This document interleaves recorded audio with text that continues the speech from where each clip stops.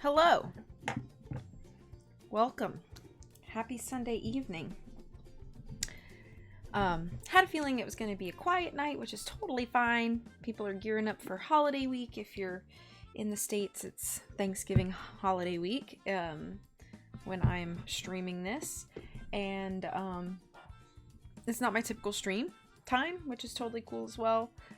But since we are pretty close to finishing this, I wanted to go ahead and get it done.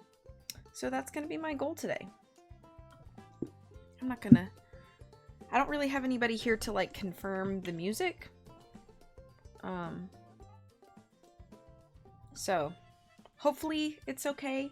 And if anybody comes in later and lets me know that it is not good, I shall adjust. So apologies to any future YouTube video watchers who dislike the audio until it can be fixed. All right. So we're picking up on chapter 18.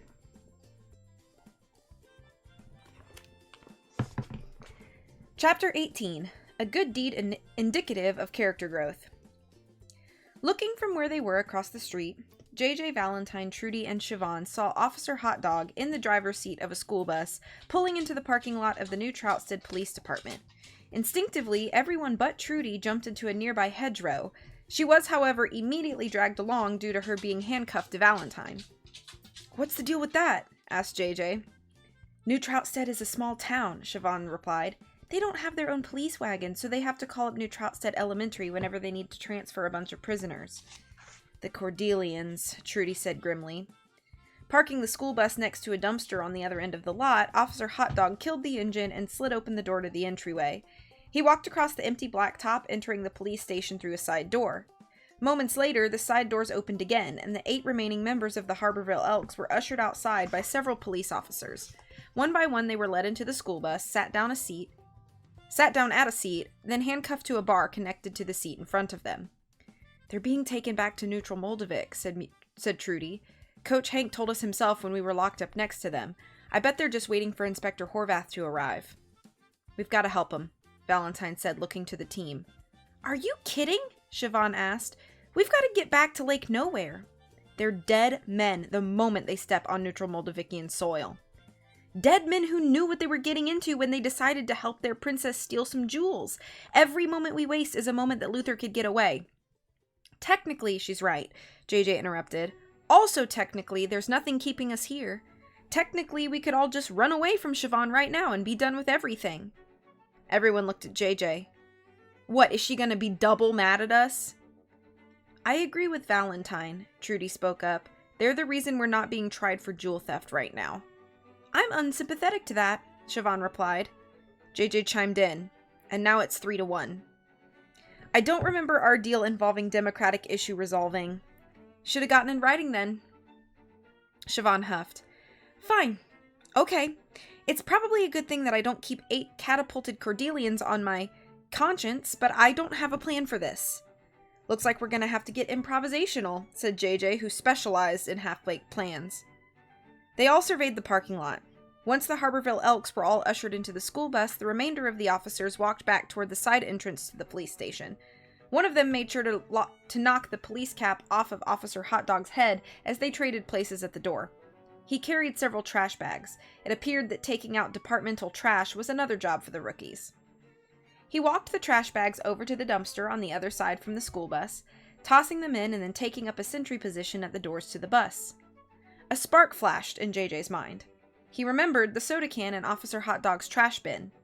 "I got an idea. Siobhan, give me a knife." "You're not allowed to kill anyone with this," she said as she pulled a small dagger out of the sleeve of her jacket. JJ looked at her. "It's weird how fast you produce that from your person." "So what's your idea?" Siobhan asked. "Go distract Officer Hot Dog for as long as you can. We're going dumpster diving." Siobhan nodded and slipped away from the hedges. "You don't make this sound appealing," said Valentine to his handcuffed brother as the 3 made their way down the street. They crossed back over to the police station parking lot out of eyeshot from Officer Hot Dog, waiting for Siobhan to work her magic. Now, to the distant observer, it would appear that Officer Hot Dog was laser-focused. His stout-hearted gaze cut through the late afternoon air, showcasing a resoluteness in his oath to guard the school bus he stood before. He was the image of justice standing stalwart. This was in fact not true. The stalwart sentry look had been hard practice during his time at the police academy. Right now, Officer Hotdog's mind was soaring through the clouds, dreaming about art and civics. That little voice inside of him was only growing louder. There must be something more. There must be something more. "Nice bus," came a voice. This startled the young officer a little, but it wasn't enough to drop his veneer of officiality, of course. Before him stood a small woman in a down jacket and baseball cap. A badge hung on a chain around her neck. He tried to place her in his mind. He couldn't. "Can I help you?" he asked. "Melissa Chapman, Harborville Sheriff's," the woman introduced herself. She threw a thumb back to a squad car at the other end of the parking lot that was not hers. "I was just walking back to my squad car. Saw the bus and I figured I should say something about it. This what you're shipping that fake baseball team in?" "Our force isn't anywhere near the size of Harborville's," he motioned over to the school bus. "Pulled it just a couple minutes ago on short notice. Figure there's got to be a bunch of school supplies or even a kid we forgot about in there." Siobhan laughed a genuine, kind-hearted laugh. Her smile was radiant. "You must be the new guy." "Is it that obvious?" "Caught the guys razzing you back there. Also," she indicated the name on his shirt. The young officer looked down at his name tag again. Through his veneer of rank-and-file professionalism, one could almost see a hint of bashfulness. "Relax, we've all been there," said Melissa. "You didn't hear it from me, but your supervising officer was named Officer Jim Shortsboner back in his Harborville days." "You don't say." A smirk crossed the young officer's face. This considerably brightened his day. The two shared a look. His practiced defense of professional indifference had been breached. "Siobhan's got him," Trudy whispered to her two handcuffed compatriots alongside her beneath the school bus. The three shimmied backward to their safe harbor between the bus and the police department's dumpster. "Time for phase 2, JJ said. "You guys establish contact with the Cordelians while I start my arts and crafts session." As silently as he could, JJ slipped open the lid of the dumpster and slid himself in. He grimaced the entire way down. Valentine, handcuffed to his brother, was dragged slowly closer and closer to the edge of the dumpster until his arm hung inside of it. "What are you guys doing here?" came a loud whisper from the school bus. Turning, Trudy and Valentine saw Coach Hank speaking through the small opening of a partially cracked open window. Trudy was the closest to the school bus due to her placement in the current chain gang. "Just hang tight, we're going to try to help you. There's an officer over there, you guys should be careful." "Could you give us a little volume to work with?" she asked. Coach Hank nodded, then looked to the rest of his team. They all began a conversation about baseball amongst each other at moderate volume. Officer Hotdog didn't notice the volume shift. He was engaged in conversation with Melissa Chapman of the Harborville Sheriff's Department. There was something about her that compelled him to tell her everything about himself, to embarrass himself with how forthcoming he was. Looking at her made his mind shoot around the universe. Siobhan was very good at her job. The young officer, as happens sometimes at that age, was in love. Or at least, he thought he was in love.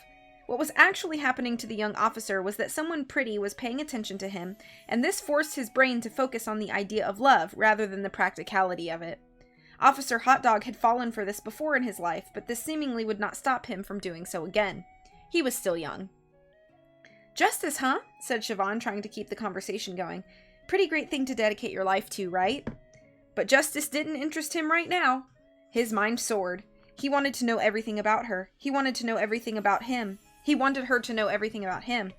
The voice in his head was deafening. There must be something more. There must be something more. He wanted to ask her a question that was very important to him.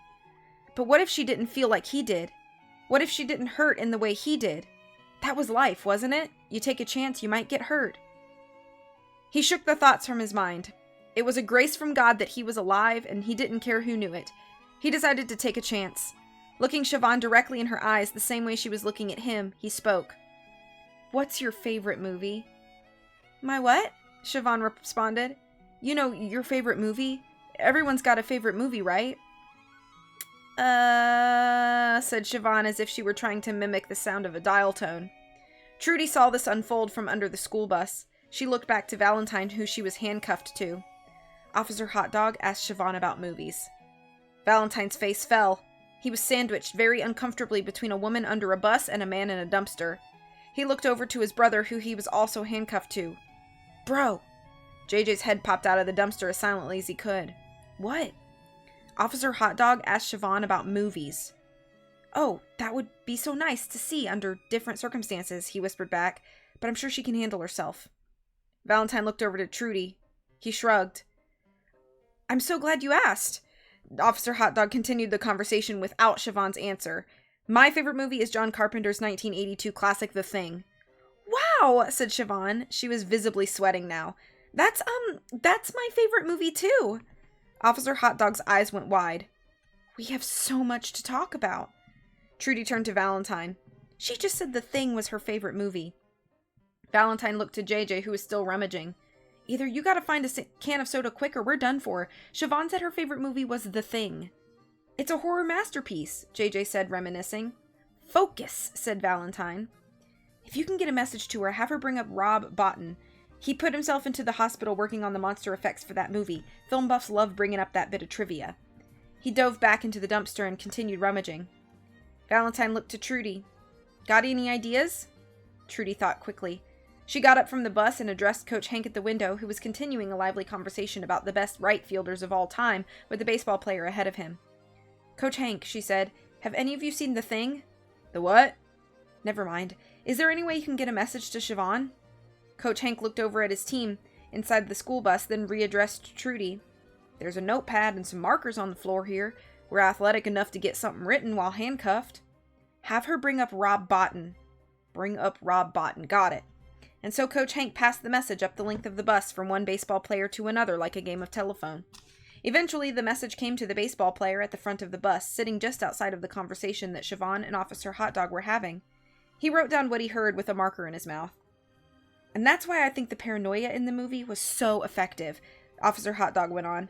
But I'm so sorry, I've been rambling. It's just, man, is that a good movie. But I'm eager to hear your thoughts on it. Siobhan's eyes darted back and forth. Up until now, she was holding her own in this conversation by nodding excitedly and parroting back everything the officer had said to her as if she knew exactly what he was talking about. Suddenly, she saw something in the school bus. Pressed against the window by the face of one of the baseball players was a notebook. In childlike writing was the following. Binge on Rad Broman? ? Siobhan grimaced. She did not have good faith in that question mark encased in parentheses. Still, it was the only shot she had. Rad Broman is binge-worthy, she chanced, feeling that it might not be an actual person's name. Officer Hotdog looked at her quizzically. Who's Rad Broman? Oh, Siobhan caught herself as best as she could. He's a director whose work I love. Wow, I've never heard of him. The officer looked down in thought, then back at Siobhan. There was no suspicion in his voice. But that's so interesting. If you mention him in the same space as John Carpenter, then he must be a director worth knowing. This is not going to work a second time, Trudy said to Valentine. She got out from under the bus and readdressed Coach Hank. Coach, get me the notepad. Coach Hank passed the message up to the front of the bus. What returned was someone's shoe. He shrugged. The notepad! Trudy said as loud as she could without arousing suspicion. After some negotiation, the notepad and marker finally arrived to Coach Hank. He placed it in his mouth from his handcuffed hands and slid it through the slit in the window. Trudy scribbled on the notepad as quickly as she could, sliding it back into the school bus.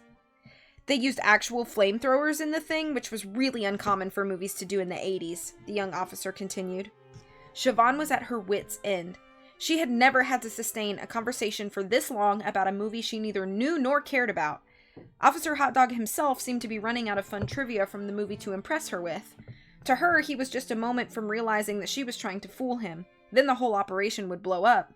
And then, as if by a miracle of practical special effects magic, she saw the notepad in the window again. This time it read, Bring up Rob Bottin. She chanced it again. Rob Bottin sure is interesting. Oh man, Rob Bottin? The young officer asked excitedly. Yes, said Siobhan excitedly, for the first time finding a foothold in the conversation. Rob Bottin. Gosh, I know, said the young officer, feeling understood. That was his first ever movie he was leading a team on. He was only 22 years old. The poor guy worked himself to the bone on that production. But man, if he didn't do a masterwork on that film, I could talk about that guy for hours. Please do, Siobhan said as she breathed a sigh of relief. Trudy breathed her own sigh of relief when she heard the young officer continuing on about the importance of in-camera effects. She shimmied back from under the school bus. I think we have a little time. JJ once again popped his head out of the dumpster, excited. In his hand was an aluminum can of soda. Hopping out of his trash prison, he looked over at Trudy. She gave a thumbs up, confirming that Siobhan was holding her own in a conversation about cinema. This was of great surprise to him. Working quickly, he carved the top and bottom of the can off, leaving a small strip of aluminum for him to work with. That was when he saw the familiar blue and red flashing lights against the school bus. Instinctively, JJ ran to hide behind the dumpster, dragging his brother and Trudy along with him. Peeking out from behind the dumpster, the three saw a lone police car enter the parking lot. Riding in the passenger seat was Inspector Sandor Horvath. Officer Hotdog turned his head from the approaching police car that had just pulled into the parking lot. And another thing about Kurt Russell? He stopped mid-sentence. Melissa Chapman was no longer there. "Horvath's in that police car," Siobhan said, popping up behind the Ghost Hunters Adventure Club team. They all jumped a little in shock. "If he spots us, it's over." JJ had just finished folding the aluminum sheet into a small triangle. He inserted it into his own cuff, trying to undo the safety catch and release himself. "JJ, we gotta get out of here," said Valentine. Unable to undo his handcuff in time, JJ grunted in frustration. "We gotta scoot," Siobhan urged. JJ looked at Siobhan, then at the school bus, then at the hastily made shim in his hand. Panicking, he flung the small aluminum object like a discus toward the open window of the school bus. To his credit, the projectile hit its target. Siobhan grabbed Trudy, who was handcuffed to Valentine, who was handcuffed to JJ. She dragged the chain of adventurers through a row of hedges. They jogged for a little while longer until they found an alleyway that they found suitably safe. "Well, I hope you're all happy with the good deed you just did," said Siobhan. "Luther's probably halfway around the world by now." "Do you think we helped them?" asked Trudy. Valentine shook his head. "I don't know." "There's no time to think about that now," Siobhan said. "We gotta refocus on the mission." Well, JJ took inventory. "You got 3 mystery solvers handcuffed together and no current way for the 4 of us to get back to Lake Nowhere. If anyone here can figure transport out, I'd like to hear your thoughts." "Wait," said Trudy. "I know what we can do." End of chapter 18. Hello, Puffy. Man, Twitch mobile sucks. I had to reset it like 3 times to get the stream working. What up? Dang it, Twitch. Hi, Terror. Lovely to see you both. Hello! My name is my face. I haven't seen you in so long. I hope you're doing well. Thank you for the claps.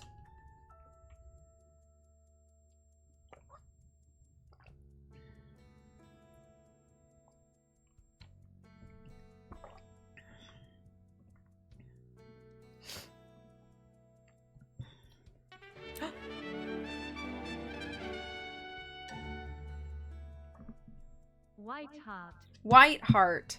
Hi, Britt. Thank you so much for subbing. 26 months. Can't believe it's been that long. Thank you. I appreciate you. I hope you're having a lovely and relaxing evening. This is grapefruit juice. You know me. The grapefruit juice. It's been like 3 years. Holy cow. Well, I hope you're well. I hope life has been good to you. All right, we're going to keep going. I'm trying to finish this book tonight. All right, here's the picture for chapter 19.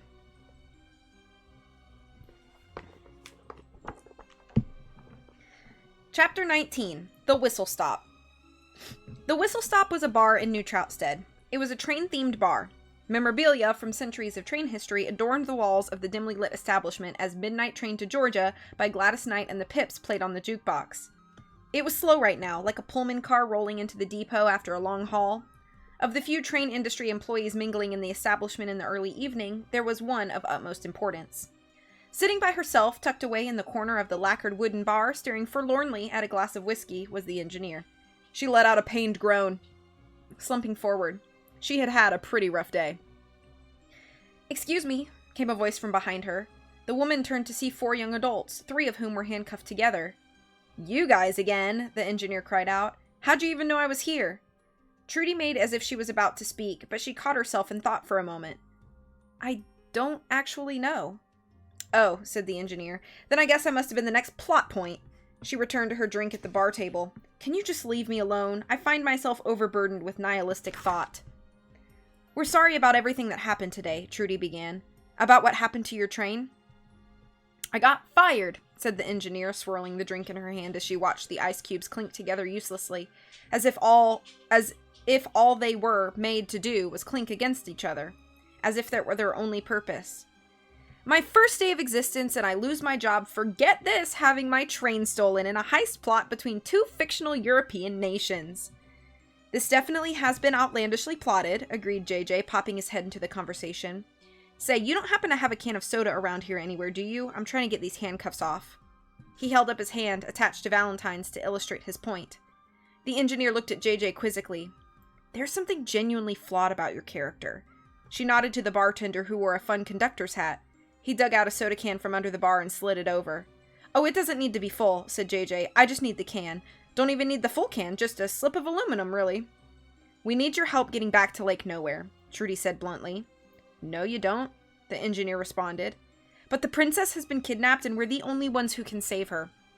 The princess isn't real. Trudy was taken back. What do you mean? If we don't do something, then Luther isn't real. But don't you understand? The engineer interjected, seeming to succumb under the weight of her thoughts. Waving her arms around, she gestured to various effects within the whistle stop.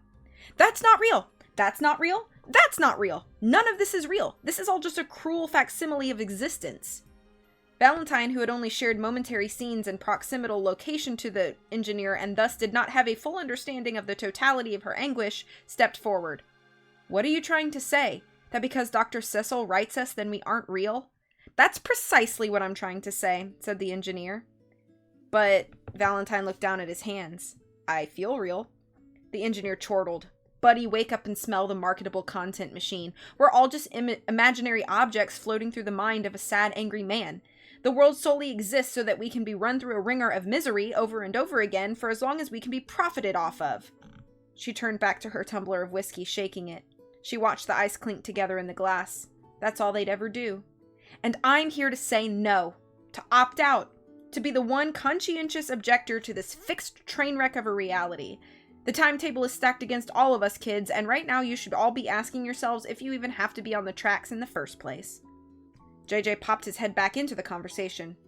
Again, I am very sympathetic to your feelings right now. Strange plot, lots of interesting questions about the ethics of storytelling, but, Siobhan, can I borrow a knife? I had to drink the whole can of soda to get it ready to turn into a shim, and, I need a knife. Siobhan? Siobhan handed him a small blade that she had tucked away into her hair. He disappeared again to do his work. Trudy put a hand on Valentine's shoulder and stepped in front of him, addressing the engineer. There has got to be something that we can do to convince you. I guarantee you there is not. Trudy huffed. She had thought the suspension of disbelief inherent within all storytelling would be enough to propel the story forward, but apparently she was wrong. She needed to figure out another way. The young adventurer thought before speaking again, an idea slowly forming in her mind. So you believe that because none of this exists, then none of this matters. Anybody who thinks about it enough will come to the same terminal station that I did, the engineer said, turning back to the bar and leaving a very cold shoulder between herself and Trudy. And you won't lift a finger despite how real this all feels and how badly we need your help. The engineer placed her drink on the bar. She watched the ice. It's as simple as saying no. All right, said Trudy. Then if I can't convince you on a philosophical level, I'm just going to beat the crap out of you. The engineer turned to her with a shocked face. What? Trudy pushed her off the bar stool with her free hand. With the other, she dragged along an equally shocked Valentine and JJ. This matters to me, she said, speaking with an anger and conviction that I had previously thought her incapable of. She pushed the engineer again, sending her backpedaling through the whistle stop. This matters to my friends. Trudy pushed the engineer again. She fell back onto the leather cushions of a booth at the back of the establishment. She looked around frantically for help, but there was only Trudy's menacing frame towering over her. And it matters enough for me to tell you that this stupid ivory tower argument can go to hell before I break your nose over it. Trudy pulled back for the punch. The engineer held her hands up in front of her face, shrieking in fear. Then nothing. The blow did not come. The engineer opened her eyes. There Trudy still was. She dropped her hand, speaking softer now. That you fear for your life means you value it. Weird thing to do in a universe that doesn't exist. Turning around, she dragged her two teammates along with her toward the entrance to the bar, scooping up an awestruck Siobhan along the way. Come on, she said, ushering them out of the doors. We're getting to Lake Nowhere, even if I have to rip through the pages to get there. And there the engineer was, left alone with her thoughts among the various train memorabilia within the whistle stop. She let out a long sigh before returning to her bar stool. There was the ice clinking around in the glass again. Yes, that's all it would ever do. But didn't ice melt and become liquid? The engineer thought, And didn't that water have value, even if it were thrown out? Even if it made its way to a storm drain to the ocean, wouldn't that water one day evaporate to the heavens to be reborn again as blessed, renewing rainfall? And then wouldn't it start anew? Wouldn't that... A hand gripped around the tumbler of whiskey, shocking the engineer. The drink flew across the room and shattered against the wall in a shower of glass. Trudy stood there, her 2 teammates still in tow. She was heaving in anger. I have had it up to here with all of these metaphors. She dragged JJ and Valentine back to the entrance. Stopping at the doors, she turned back to the engineer. The gift of life isn't just for the living. There. That's the point you were trying to make. And then she dragged the 2 the rest of the way out of the whistle stop. Very cogent points. Cogent points? JJ said on the sidewalk outside of the establishment.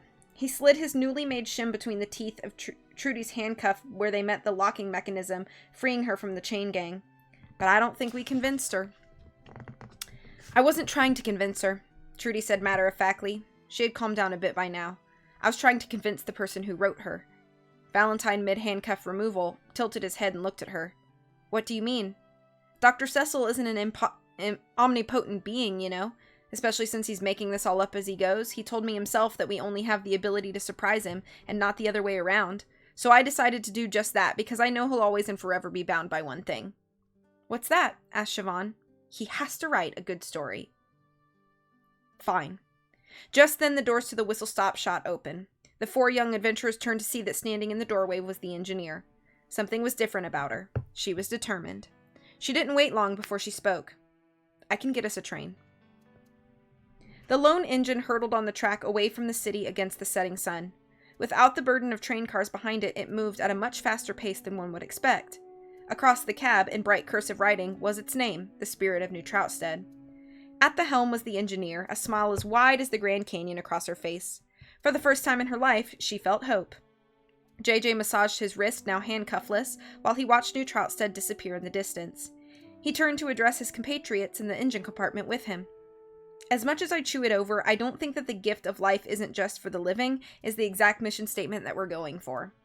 It seemed to work for me, said the engineer. She felt a new closeness to everything around her, as if she could feel the edges of her body bleed into the edges of the universe. Not that we're unappreciative of the ride and the renewed vigor for life, said Valentine, but what's the Federal Train Governance Commission going to say about us stealing a train from their yard? The engineer thought this over. If the letter of train law honors selfless acts of bravery done in the face of danger in the way that I know they do, then everything will turn out for the best. She thought it over for longer. Otherwise, I could just find something new. I've always wanted to be a pilot. JJ brought the conversation back on track. We're almost there. We need to figure out a plan. To stop Luther, we're going to have to find the train first, said Trudy. Our best bet right now is the mine, said Siobhan. If Luther isn't long gone, then the only reasonable place to hide something of that size is the enormous hiding spot next to the train's route. The booby-trapped mine, added JJ. I didn't say stopping Luther was going to be easy. Easier or harder than watching a 2-hour film? They're just so long, Siobhan said with a sigh. Trudy glanced out of the window at the scenery passing by. There was something that had been bothering her since Lake Nowhere. Wait, who's Rex Sawyer? JJ's face flushed red. It took a couple tries to come up with JJ. Oh, that's just the tip of the iceberg, Siobhan remarked. You had Warwick Wolf, Flint Steele, Stud Douglas. Siobhan, those names weren't meant to be associated with my brand, JJ shouted in exasperation. Kirk Stonefist, Gibson Gold, Sin Nombre. That one came with a luchador mask. Siobhan! JJ shouted even louder before she waved him off with a giggle. You all clearly have something you need to work out without me in the room, said the engineer. She stared out at the setting sun. There was so much hope in her. The 4 young adventurers looked out the front window of the train engine's passenger compartment. Just beyond the Great Bridge, beyond the river that snaked all the way back to New Troutstead, was the tunnel to Lake Nowhere. And sure, let them have their moment of levity. They can have their tiny little victories, that's just fine. They can force my hand and have their silly little arguments against my own strongly held worldview. I'll even let it push the story forward. I figure it's the least I can do considering what was about to happen. You see, none of these fools realized what was in store for them in these waning pages of the story. They were also blissfully unaware of it, their youthful determination taking the place of reason. I pity them. I really do, because by the end of the day, one of these idiots would be dead. End of chapter 19.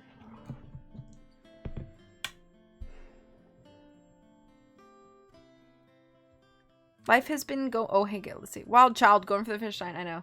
Life's been going well. How's it been going for you? I've been good. I've been good. A lot of good things coming, too. My only complaint right now is how cruddy Twitch Mobile is being.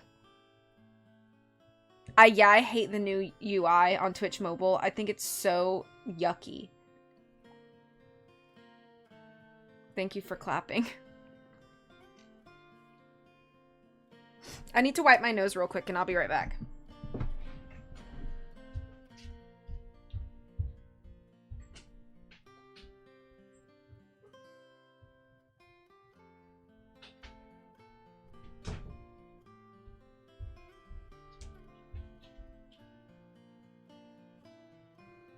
Hi, Blue.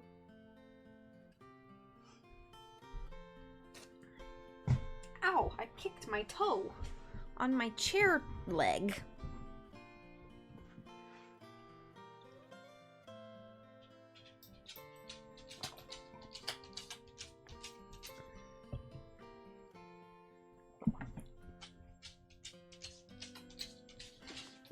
Better kick it again for revenge, but it only hurts me. I hope I can get through all of this tonight. There are 271 pages and I'm on 213. We're gonna try our best. Make it hurt the chair! I don't know how. Okay, here's the picture for chapter 20. Oh, thank you. It's my little dress. Okay, chapter 20. The Great Stone Door Puzzle.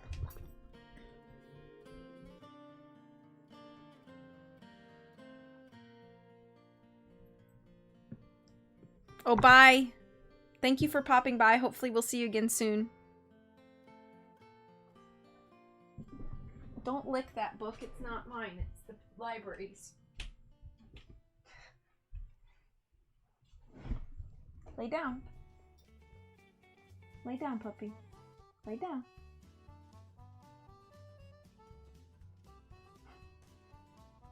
Lay down. Don't cry, lay down.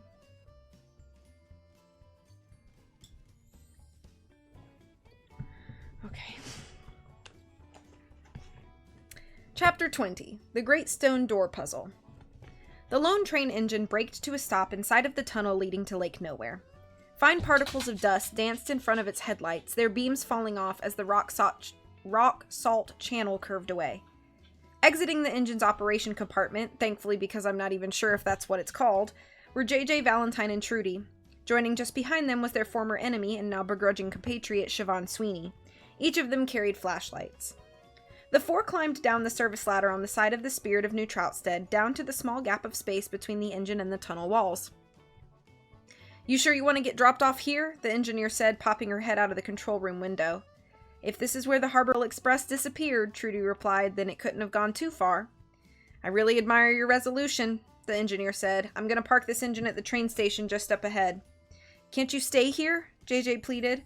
"Having been in similar situations throughout my admittedly burgeoning career, it's usually bad to put the getaway driver so far away." "Parking your train engine inside of a dark tunnel on active train tracks is a great way to have someone crash into your train," replied the engineer. "The tracks have a switch up at the station, so I can hold there safely for a while." JJ nodded in understanding. The engineer released the brakes to the train and began pulling away. In the space of moments, the four adventurers were left in complete darkness, saved only by the glow of their flashlights. "And we've completely ruled out the ghost train theory, right?" JJ asked. "As in the Harborville Express and everyone on that train were ghosts the whole time and were simply passing through our reality?" "I'd be willing to entertain the idea until we can think of anything else," Trudy replied. And so the four walked along the corridors of the Lake Nowhere tunnel, examining the walls, floor, and ceilings with their flashlights. Rock salt, train tracks, rock salt, in that order. It went on like this for a while. Search as they might, they could not seem to find anything untoward about the tunnel that surrounded them. "So hypothetically," JJ went on, "a temporal ectoplasmic wormhole of sufficient size could facilitate the transference of an entire train, passengers included. It'd feel as real to us as anything. It was a lot like how in Donnie Darko..." He paused. Siobhan, Donnie Darko was a 2001 cult classic film starring Jake Gyllenhaal, directed by Richard Kelly. Thank you, JJ, Siobhan said politely. Valentine was lost in his own world of thought. It still doesn't make any sense. I mean, yeah, said JJ, but with how studios released movies in that era, the film would have had to develop a fan base through home video first before it became popular. I meant the Harborville Express. Even if it were in the mine, how could it have gotten there from here? There could be adjoining tracks, Trudy offered, but why would they be in the middle of a tunnel? If it means anything, JJ offered, Val and I found a document in the mine that said it closed down when it lost government funding in 1930. Maybe that's when the wormhole split timelines. Well, that's weird, said Trudy. Rudith told us that the town ran until 1933. 3 years is a long while for a mining town to be running without a source of revenue. A thought popped into Siobhan's head. Unless the town found a different source of revenue. Their flashlights rested upon a sheet of rock wall. Flying past it in a train engine, one might easily overlook that it seemed ever so slightly different from the wall of rock salt beside it. But walking on the train tracks seemed to tell a different story. The four approached the oddly colored cavern wall, examining all around it. There's something here, said Trudy, pointing to the grooves in the rock salt. Following the lines, the four could just barely make out an outline in the shape of a small door. Something pivotal happened in American history in 1933, Siobhan said. Something that would explain why the town finally closed down 3 years after the mine closed. She reached her fingers into the grooves of the wall and swung open a panel behind the veneer of rock salt. There, connected to the ground, was a metal train switch. What? Asked JJ. She gripped the handle with both hands and pulled. Immediately, their portion of the tunnel echoed with the sound of creaking metal. Salt crystals kicked up into the air as behind them the facade of tunnel wall swung backward on hinges. It revealed an offshoot to the tunnel they were currently in. Siobhan turned to the members of the Ghost Hunter Adventure Club. The repeal of Prohibition. Shining their light into the tunnel, they saw split tracks, recently unearthed by movement, now diverting a would-be train toward the innards of the mine. If that's the case, then this could have been a secret moonshine running port, said Trudy. It makes sense, right? Valentine replied. Secret tunnel just before you arrive at New Troutstead? It would explain the booby traps we found in the mine, too, added JJ. The four followed the tracks as they curved down into the mine. The air grew staler the further and deeper they walked.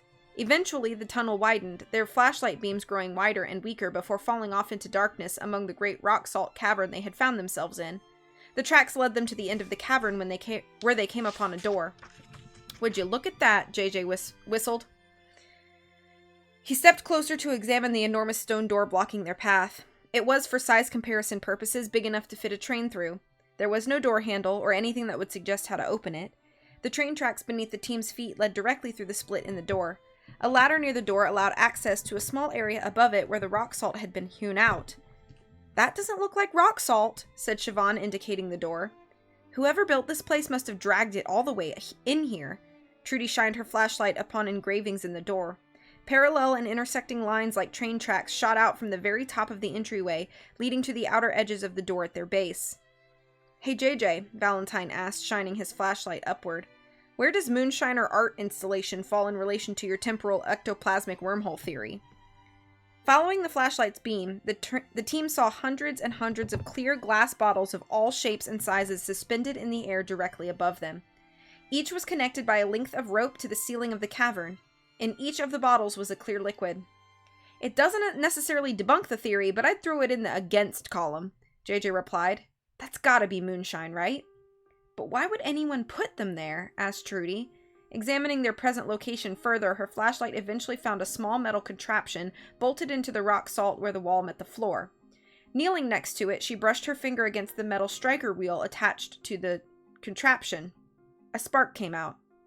It's probably moonshine, she said, shining her flashlight once again around the room. She spotted more of the same metal contraptions dotting along the walls at regular intervals.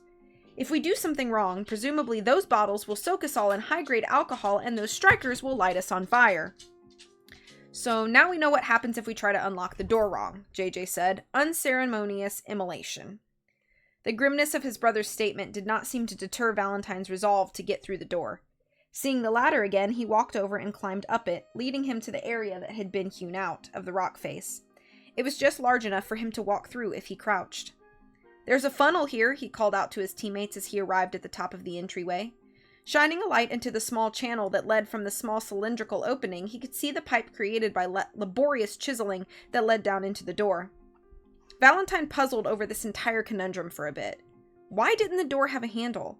Why was there a tube that led into the door? Why would someone want to set someone on fire in such an elaborate way? And then it hit him. So that is why that jerk always smelled like rubbing alcohol, he said to the 3 teammates below him. Oliver? Asked Trudy. We ran into him in the mines back before the train was stolen, Valentine explained. JJ and I thought he might be trying to hide the ruby jewels, but it turns out he was down here to open this door. I need one of these bottles of moonshine from the ceiling. Knife, said Siobhan. In a move that could be considered pretty neat, she plucked a dagger clipped inconspicuously in the lapel of her blouse and hurled it in a satisfying arc through a rope that hung above. It's important to discuss plans first, JJ shouted as he slid to catch a small jar of clear liquid. It remained unbroken. He tossed it up to his brother. Liquor has to be 50% alcohol by volume or above to be flammable, Valentine said as he caught the jar. 100 proof. He looked down to the team, who seemed surprised by this readily pulled factoid about spirits. You don't make a good whiskey sour just by following a recipe, he said. Trudy, could you take a look at those engravings on the wall? I think I figured out how to open the door. Trudy re-examined the stone entryway, following the engravings with the beam of her flashlight. Upon closer inspection, she saw that the etched lines that formed tracks had shallow grooves running all throughout it. Does it look like liquid could flow through that? Valentine asked. Definitely. The sorts of guys who'd go this far to smuggle moonshine didn't want to deal with any run-of-the-mill moonshiner, Valentine said, so why not build a test to see just how good of a brewer you are? I need fire. Siobhan pulled a lighter from her pocket and tossed it up to Valentine. He paused, looking at it. This is Ghost Hunter Adventure Club branded. What? Asked Siobhan. I can hate you guys and still recognize good branding. Valentine shook his head. All right, everyone, stand back. If this goes wrong, I want to be the only one immolated. He unscrewed the mason jar as his 3 teammates distanced themselves from the stone door. Taking a whiff near the rim of the glass, he drew back in disgust as the fumes burned his nostrils. That ought to be enough to do it, he coughed. Tipping the jar over, he poured its contents into the well, watching the moonshine slide down the channel and into the engravings in the door. Cross your fingers, he said, holding the lighter to the base of the funnel and flicking the striker. A small blue flame breathed to life immediately at the tip of the well. The 3 adventurers who could see the door watched with bated breath as the flame slowly traveled down from the top of the well, splitting through the grooves etched into it. Finally, the flame reached the bottom of the door, disappearing beyond sight into the walls. There was an audible click. The door unlocked, swinging open by a matter of inches. It's pretty poetic that these moonshiners would douse you and set you on fire with their own clearly superior moonshine if yours wasn't good enough, said JJ as the 4 congregated in front of the door. Faint light was emanating from the opening. Someone was home. Siobhan was the first to approach the entryway. She looked to the team and put a finger to her lips, suggesting silence. They nodded, and the 4 of them slipped stealthily through the opening. They crouched low, following the train tracks as they traveled around another bend, their path lit by dim bulbs that ran along the walls of the tunnel. After only walking for a short while, they all came to a halt. Parked directly in front of them on the tracks was the rear end of the Harborville Express. It's the end of chapter 21. Wonder if the Twitch programmers ever thought of if it isn't broke, no need to fix it. They clearly didn't with how often they mess with the UI. Yeah, it's so gross.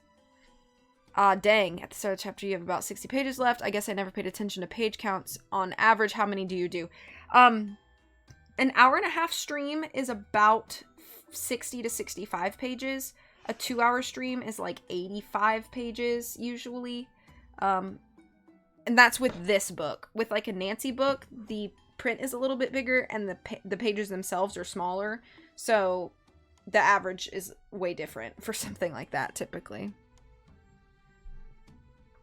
My lazy butt just did like 60 pages or so when I restreamed. I used to try to break books into thirds and just figure out like where the closest stopping point was to like the end of the first third and the end of the second third, but when I read chunkier books, that's harder to do with, I've found. So I just read until I think the time has been sufficiently passed. Like, enough time has passed, or I start to get tired, typically.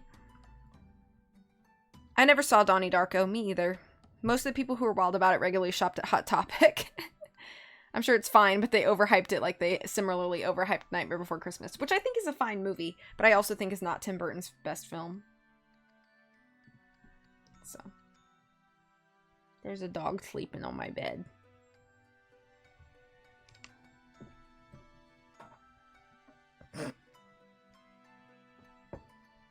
She's sleepy. She's a sleepy girl.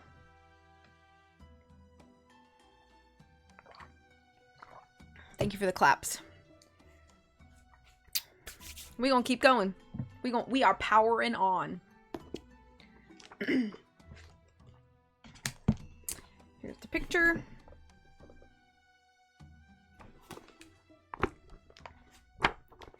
Chapter 21. Princess Annalise of Cordelia. JJ, Valentine, Trudy, and Siobhan sneaked up to the backside of what they remembered to be the luggage car of the Harborville Express. Peering around the corner toward the front of the train, they saw that the cavern widened out again just a couple yards ahead. Things seemed to be quiet for now. Okay, team, I've got an idea, JJ whispered to the other three. If we can get up to the front and disable the train, then they're stuck here. I can do that, said Siobhan. Pick a squad mate. Team 2 will traverse to Lake Nowhere and get the engineer to radio and backup. Her response was immediate and jarring. Valentine. Yikes, said JJ. In testament both to the courage I had written her to have, as well as her willingness to help a bro avoid a bummer situation, Trudy cut the tension by speaking up. I'll stay with Siobhan. It's okay, Valentine said, surprising everyone. Where just earlier in the day he would have been paralyzed by the very notion of Siobhan's presence, now he seemed calm, determined. I can handle this. JJ looked at his brother. Are you sure? I'm sure.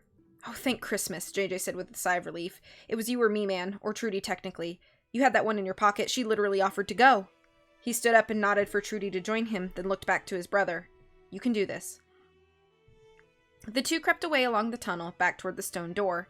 Just before disappearing around a bend, JJ whispered loudly to his brother, Think of a mission statement if you have the time. And there Valentine was, left alone with Siobhan. She broke the silence. Impressive. Let's go, he responded. He crouched low and hugged close to the train cars as he crept forward. Siobhan followed. Reaching the end of the luggage car, the two saw the cavern widen out into what appeared to be a subterranean warehouse. Dimly lit barrels and dusty bottles of moonshine stacked atop each other and ordered in rows lined the expansive space to the side of the Harborville Express. I mean it, she said as Valentine peeked over the barrel toward the front of the train. I'm impressed. Siobhan, if you want to psychologically torture me, could you do it off billable hours? We've got a job to do. Listen, she began. I know we don't get along, and I'm intimately aware of what I tried to pull on you earlier today, but you've matured a lot since you've left the team. I've seen the change in you, and I think it's for the better.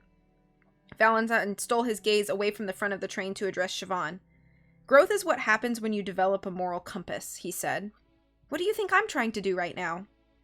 If only for the briefest of moments, the two shared a look with one another. It was as if to say without words, Hey, I know that we hate each other, but it's sort of impossible to hate someone in their totality. There are pieces of you that will stay with me forever, for better or for worse, and if you and I can't get rid of those pieces, we might as well find a way to appreciate them. Shouting up from ahead broke their moment. The two ducked down under a set of barrels and peeked toward the source of the commotion. Several train nerds, all armed with flashlights, spilled out of the various train cars and fanned out around the train. This is the third time, shouted a voice the two could tell was Luther's. Looking toward the front of the train, they saw him step out of the engine compartment with Oliver Path. Wow! Wow, wow, wow! We were supposed to be long gone as soon as the sun started setting. The two climbed down the service ladder on the side of the train. Oh, I'm so sorry. We're behind schedule, Oliver said incredulously. He rubbed his wrist. The only thing worse than that kid's vocabulary is her bite. Hold up your end of the deal, Luther responded. Find wherever that princess ran off to, get her back here, and get us to the bridge. And then what? My men and I come to the mine and just stare lovingly at the stolen train we boosted? How are we going to get it out of here? The deal was for the train, not for its safe transport. The deal was for the entire train, said Oliver. No missing parts. Don't think I've forgotten about you wanting to detach the luggage car to slow that other train down. Just find her, Luther said in a conversation-ending tone. Oliver snorted loudly, turning away from Luther to join the other train nerds in their search. Luther walked into the door to the first-class passenger card. You don't need to go to a leadership summit to call that substandard team synergy, Valentine remarked. There was something Luther said that stuck with him. Get us to the bridge. He thought of the great bridge looming over the even greater river, the river that led all the way back to New Troutstead. He looked over to Siobhan. What do you mean by the bridge? This is our chance, Siobhan interrupted, indicating the empty train engine.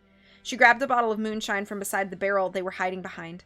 Nodding to Valentine, the two crept forward through the aisle of barrels, ducking from time to time to avoid the sweeping flashlight from a wandering train nerd. Before long, they reached the front of the train. From their vantage point, it appeared that the engine compartment was empty, a faint glow from the instrument panels illuminating the interior. Chancing it, the two climbed up the service ladder quickly and slinked across the outer catwalk, opening the door to the control room. They were alone here. The soft rumble of the idling engine filled their compartment.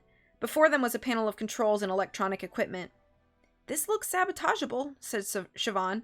"A little bit of fire and they're as good as stuck here." "That sounds easy," Valentine replied, and then someone fell from their hiding place on the ceiling. Valentine and Siobhan both stifled the urge to scream as their unknown assailant landed on top of them, sending all three sprawling on the floor of the Harborville Express. The two held in another gasp as they realized their assailant was Princess Annalise of Cordelia. "I swear to God nobody on this train looks up," said the princess as she dusted off her Harborville Elks uniform. "Hey, Siobhan." "Told you I'd come back," Siobhan grinned. "Good work with the biting." Standing up, Valentine got a good look at the princess for the first time since she was revealed by Inspector Sandor Horvath earlier in the day. She was small. She couldn't have been more than 13. Her hair, without a baseball cap, was tied in a ponytail behind her head. "We gotta get you out of here," he said. "We do," the princess responded. "Luther's still got my mom's jewels." "We're a little past that, don't you think?" "Let's get sabotaging and we can figure that out later," Siobhan said to break the argument. She took the bottle of moonshine in her hands and poured it over the instrument panel, watching the high-proof alcohol seep through the cracks and into the inner workings of the train below. Then she grabbed her Ghost Hunter Adventure Club branded lighter, placing it close over the drenched electronics. "Hold for chaos." She was interrupted by a voice. "Hey, if you're gonna run the engine, make sure the emergency brake is in. Get..." The three turned. Standing in the doorway, thinking he was speaking to one of his lackeys, was Oliver Path. What he saw instead was three people trying to light his train on fire. "My baby!" he wailed. With a shrill scream, he ran forward, flailing his arms in the air and knocking the lighter out of Siobhan's hand. It skittered across the floor of the train compartment. And then there was a sound like a snap. Then another snap. Then the noise of high-end electronics frying. Oliver and the three looked over to the instrument panel that had just moments ago been doused in moonshine. Sparks were flying out of it. The instrument panel set on fire all on its own. Oliver screamed again. "We should jam," Valentine shouted as he shoved Oliver out of the way. Siobhan and Princess Annalise joined him as the three darted out of the engine compartment, across the catwalk, and down the service ladder to the train tracks below. "The engine's on fire!" Oliver shouted, sticking his head out of the compartment's windows. "Help!" "What about the jewels?" the princess asked as they ran along the train toward the exit of the cavern. They could see a clear shot through the tunnel, past the end of the train. "Sort of a moot point right now," Valentine urged them on, but Princess Annalise had stopped in her tracks next to the dining car of the Harborville Express. "I'm not leaving without them." "Princess, come on," Valentine pleaded. She didn't have a chance to respond. A hand reached out from the door of the dining car and snatched her by the collar, dragging her back into the train. "Annalise!" shouted Siobhan. She ran to the princess's aid, but was stopped by the doors to the dining car abruptly closing. Standing there, visible through the pane of glass on the door, was Luther Adedeji. He was gripping tightly onto the princess's arm. "Wow!" he yelled through the door before dragging her along with him toward the front of the train. "We gotta do something," Valentine said as he ran up to the train tracks, attempting to follow Luther's movement. Siobhan put her hand on his shoulder. "Wait." Just ahead, their path was blocked by the sweeping flashlights of train nerds. Advancing forward, they combed over the area beside the train. One of the flashlights rested on the very place where Valentine and Siobhan had been standing. There was nobody there. The train nerds disengaged when they heard another yelp from Oliver Path in the engine compartment. They ran to assist him. "Now what?" Valentine asked. He and Siobhan were lying prone under the train, and between it and the tracks. They had rolled under at the last second to avoid detection. "I don't know," said Siobhan as the two crawled forward. "The fire's out!" they heard Oliver yell from the engine compartment. "I don't know how bad the damage is, but I think we should be okay." Siobhan and Valentine shared a look. This didn't seem like a good development. A few seconds later, they heard the loud clang of machinery. "Never mind," Oliver shouted again. "The controls melted into reverse, but everything will be fine as long as the emergency brake holds." Siobhan and Valentine shared another look. They heard another clang. "The emergency brake snapped." The two felt a rumble. The train started inching backward. "This is bad," Valentine said. The Harborville Express, once dormant in its secret moonshiner's port, began picking up speed as it moved uncontrollably in reverse. All of the train nerds who'd been searching through the area immediately scrambled to jump back aboard. Faster and faster it went, hurtling backward in the confines of the secret tunnel. It approached the stone door at the end of the tunnel like a great battering ram. With a cacophony of bent steel, the rear of the Harborville Express crashed through the stone door at the end of the port. If one listened closely, they would have been able to hear a loud twang as if a guitar string had been plucked. A taut wire shot across the ceiling of the mine in the space of milliseconds. The bottles and bottles of moonshine hanging above the stone door were all simultaneously severed from their ropes, crashing downward and dousing the luggage car of the Harborville Express in a shower of government-unregulated libations. The small fire-starting contraptions spaced out at intervals throughout the hall, all sparked in unison. End of chapter 21.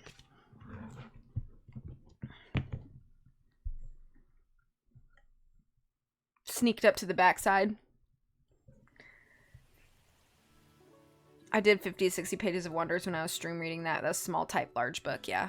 The entire train deal, that's a pretty big deal. It's wild to me that trains don't really have cabooses anymore. I think freight trains, cabooses are definitely part of this. Leave them alone. Hey, Coley. Thank you for shouting out Coley. Was I tempted to read or to sing Secret Tunnel? I absolutely was.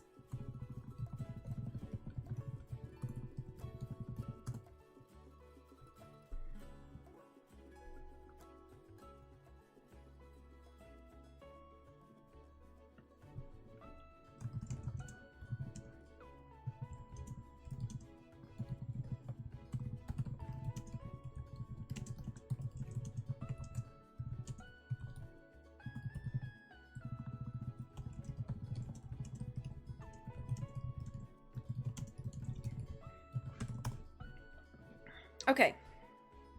Secret tunnel through the mountains. Secret tunnel. You still deserve the shout out because terror streams are worth the wait. Obviously.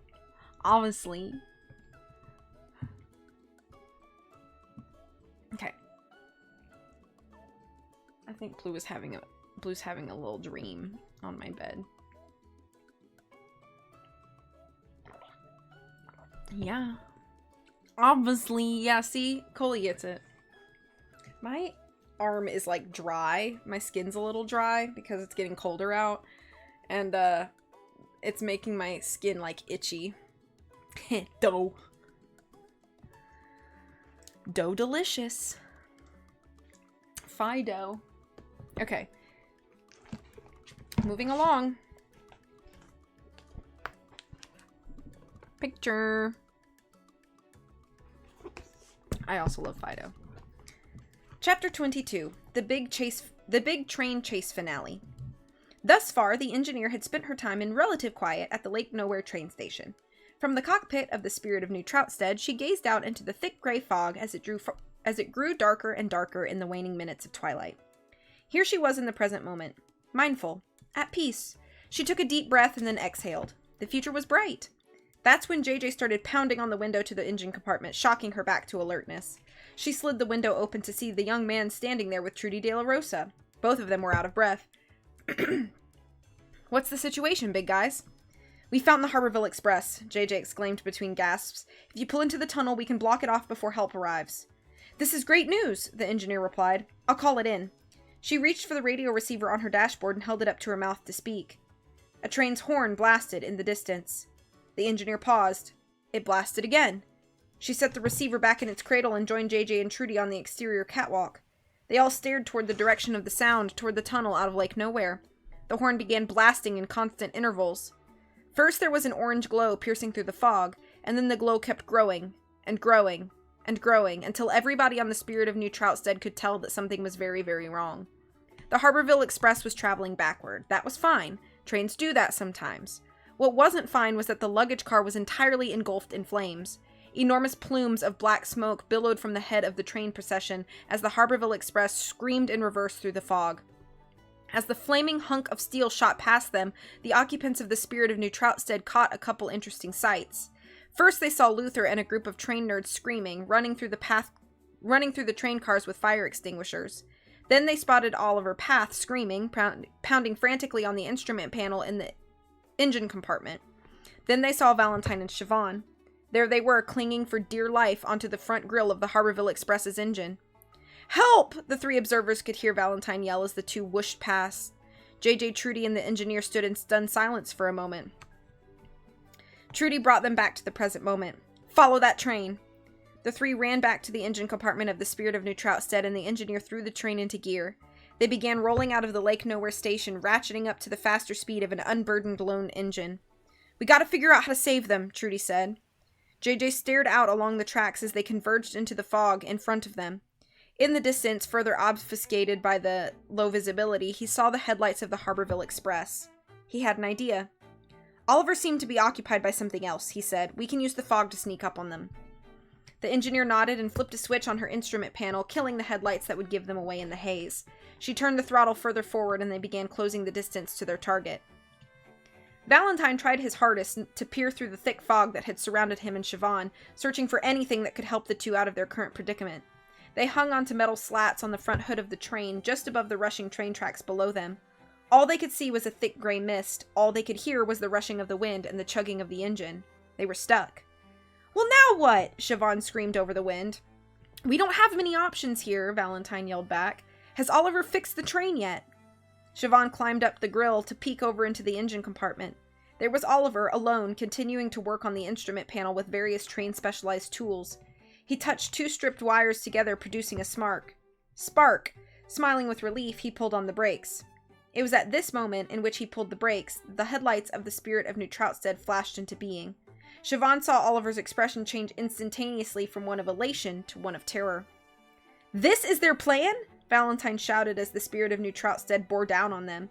He looked to the side of the Harborville Express and saw sparks showering from the tracks. "Braking!" shouted the engineer in the cockpit of the Spirit. She, Trudy, and JJ all braced themselves as she flipped a lever and the brakes engaged. "Valentine!" Siobhan shouted, pointing at the train that was about to crash into them. Valentine heard the screeching of the Spirit of New Troutstead's brakes. He saw it gaining on them. He made a snap decision. "Bail! Bail! Bail!" The two jumped away from their hiding place on the hood of the Harborville Express. "Stick the landing, for the love of Christmas!" They could each hear JJ yelling from the open window of the Spirit. Siobhan landed in the moist, clumpy sand to one side of the train tracks, while Valentine hit the ground on the dirt fire road that ran along the tracks on the opposite side. They each got up to watch both trains tear away into the fog. The Spirit of New Troutstead was inches away from colliding with the Harborville Express before the laws of motion took into effect in any reasonable way. The mass of the Harborville Express made its stopping distance considerably longer than that of a single train engine. They came to a halt some several hundred feet away from each other. Interestingly enough, the luggage car kept going. The flaming husk of steel shot off from the main procession of train cars and coasted out into the fog until it was barely visible. "Luther must have jettisoned it," Valentine said to Siobhan. "Sure, Oliver will love that." As if to confirm, they both heard Oliver's howl of terror at this development all the way over where they were. "Let's go," Siobhan said. Valentine nodded, and they each began running through the dense sand to rejoin their compatriots. JJ pulled his head in from the window to readdress Trudy and the engineer. He had confirmed that Siobhan and Valentine had bailed safely, but had since lost them in the fog. "Now what?" he asked. The two trains were at a standstill. The three occupants of the Spirit of New Troutstead gazed through the fog at the headlights of the Harborville Express just ahead. With a lurch, the Harborville Express reversed directions and moved toward them. "Well, this is a pickle," said the engineer. She threw the Spirit of New Troutstead in reverse and pushed the throttle. Valentine and Siobhan slowed their pace when they saw the two trains headed their way. They took a moment to catch their breath, glad that the direction of the train chase had begun moving in a direction more favorable to them. Then Siobhan noticed something. "They're speeding up." Valentine squinted through the fog to confirm that they were in fact speeding up. It was by a considerable amount. Before long, the familiar red sweater of JJ's pierced through the fog. He was out on the catwalk for the Spirit of New Troutstead. His hand was outstretched. "Okay, here we go," Valentine said. He and Siobhan began running in the direction that the train was headed. By the time the trains had closed the distance, the Spirit of New Troutstead was hard to keep up with. It was here that Trudy saw something alarming. Up until this point, she had believed only Oliver had occupied the engine compartment of the Harborville Express, but now that the two trains were closer, she saw Luther had since entered, dragging the princess along with him. He and Oliver were having an argument. Against the train nerd's protestations, Luther slammed the throttle forward. Valentine ran at an all-out sprint toward his brother, outstretching his hand to meet JJ's. Siobhan followed closely behind. "Grab on, you dingus!" JJ shouted. And it was in that moment, when Valentine lunged forward to grab his brother's wrist, that the Harborville Express rammed the Spirit of New Troutstead. There was a loud bang and a crunch of steel. JJ lost his grip on his brother as he was heaved across the catwalk. Valentine faltered, tripped, and tumbled through the sand, tripping Siobhan on the way down. They both looked on helplessly as the two trains sped past them, leaving them stranded in the dust. "We might have lost Valentine and Siobhan for the remainder of this train chase," JJ said with a frustrated look as he re-entered the engine compartment from the catwalk. "Is everyone okay?" "I have never before in my life been rammed by another train," the engineer said. "It was a unique human experience, one that I will cherish for the rest of my life. Then, it only seems like surface damage. We're still rolling on the tracks." The Spirit continued traveling backward at a high velocity to keep up with the increasing speed of the Harborville Express. "And they're close enough to see each other here, aren't they? Luther from the cockpit of his train, JJ and Trudy from the cockpit of theirs. Luther could just shoot one of them right now and get the character death over with, couldn't he?" "Of course he could." Luther reached into his coat pocket, producing his revolver. He held it level to his eye, aiming directly at JJ's heart. No, it doesn't feel right yet." "Do you have any idea how hard train windshields are to replace?" Oliver demanded, pushing Luther's arm off target. "You're not damaging my train any further." Luther groaned in frustration. He exited the cabin and leaned off the side of the catwalk, aiming once again toward the train ahead of him. But by that time they were too far ahead into the fog. He groaned again. "I'll have to find another way." "I'm open to ideas," the engineer said to the two present members of the Ghost Hunters Adventure Club. "I don't suppose you could slam on the brakes and let the Harborville Express crash into us in order to make it stop, could you?" JJ asked. "Well, that sounds like a horrible idea," the engineer replied. Trudy stuck her head out of the engine compartment's window and looked behind them. There among the fog was the faint outline of the Lake Nowhere train station. "Those are electric switches coming up, right?" she asked. "That's correct. Get on the alternate tracks and we can get behind them." "How's that gonna help?" asked JJ. "I've got a plan." By this point, JJ knew to trust Trudy when she had a plan. Hers always seemed to involve less fire than his. He looked over to the engineer. "Can you make it happen?" "Hold on to something," the engineer replied. "Our approach is something I would describe as screaming." She punched some buttons onto her dashboard. The switch and tracks came up beneath them, and they felt the spirit of the new Troutstead shift violently, lurching them over to the side of the cabin. She punched some more buttons to return the switch to its original position once they had cleared it. "Hold on to something again," yelled the engineer as she slammed the brakes. Everyone in the compartment braced as they were thrust forward. They looked out of the window again to see the Harborville Express shoot past them on parallel tracks. "You're going to want to hold on to something for a third time," shouted the engineer as the spirit of New Troutstead took another hard turn to merge again with the main tracks. JJ could have sworn that he could feel the spirit of New Troutstead rise up off of one side of the rails as the inertia hit. It was as if they were attempting an ill-advised sort of multi-track drift. The spirit of New Troutstead passed just inches away from the Harborville Express before rocking back to level as it rejoined the main line. A collision would have been catastrophic for all involved. But now there they were, traveling backward behind the Harborville Express. "Punch it!" Trudy yelled. Right here was where the engineer understood the plan. She pushed the throttle full speed ahead in reverse, gaining ground against the charred end of the train that they were chasing. After a few tense moments, they felt their cabin jerk violently. The back end of the spirit of New Troutstead had connected with the second-class passenger compartment of the Harborville Express. "Can you stop it?" JJ asked the engineer. "I can slow it down," she responded, throwing her brake line. Everyone heard a screech as their train car engaged its brakes, and once again they braced themselves against the inertia. JJ looked over to Trudy. "Boarding party?" "Boarding party," she agreed. The two made for the exterior catwalk. Trudy stopped at the door to the compartment, readdressing the engineer. "I'm sorry for threatening to beat you up. Thank you for everything." "I needed that," said the engineer with a great gleam of hope in her eyes. She held a closed fist to her heart as a sign of gratitude. "Thank you." The two nodded at each other before Trudy left the compartment. She felt the same hope as the engineer. JJ and Trudy traversed over the exterior catwalk to the adjoining corridor, now attached to the second-class passenger car of the Harborville Express. The two hopped across the gap and crouched in front of the door. "We don't know what's on the other side of that door," JJ said. "I don't care," Trudy responded. "Odds are against us here. I still don't care." JJ nodded. "All right, then let's go solve the mystery of whose butt we're about to kick." He placed one hand on the handle of the second-class compartment entrance. With the other, he held up 3 fingers, ready to count them down. 3, 2, 1. He paused on one. "I'm really glad you're on the team," he said. Trudy smiled. 0. He opened the door and the two ran into the Harborville Express. There had been no welcoming party there to greet them in the hallway, just random effects from passengers knocked loose in the recent train chase events. They marched forward, sidling around open passenger compartments to circumvent any surprise attack from enemies unknown. It was at the end of the train car when they saw Oliver Path. He stood in the adjoining corridor to the lounge car. He was carrying a long iron crowbar. Tears were streaming down his face. "I cannot describe to you how much I don't want to do this," Oliver said. He jammed the tool downward into the gap between the cars and twisted. Trudy and JJ heard the sound of screeching metal. Then they saw the lounge car slowly drift away. "He's unhooked the train cars!" Trudy shouted. The two members of the Ghost Hunters Adventure Club bolted forward toward the widening chasm between the two trains. JJ jumped first, knocking Oliver back and sending his crowbar skittering across the floor of the lounge. Trudy was next, clearing the gap over the rushing train tracks with great disregard to her own safety. The second-class passenger car disappeared into the fog with the spirit of New Troutstead in the space of moments. Trudy and JJ were two very angry adventurers on a mission. "You!" JJ growled, pointing at Oliver. "Come here, you little nerd!" Oliver Path screamed, grabbing his crowbar and stumbling over to the other end of the lounge car. What JJ saw made his stomach twist in a knot.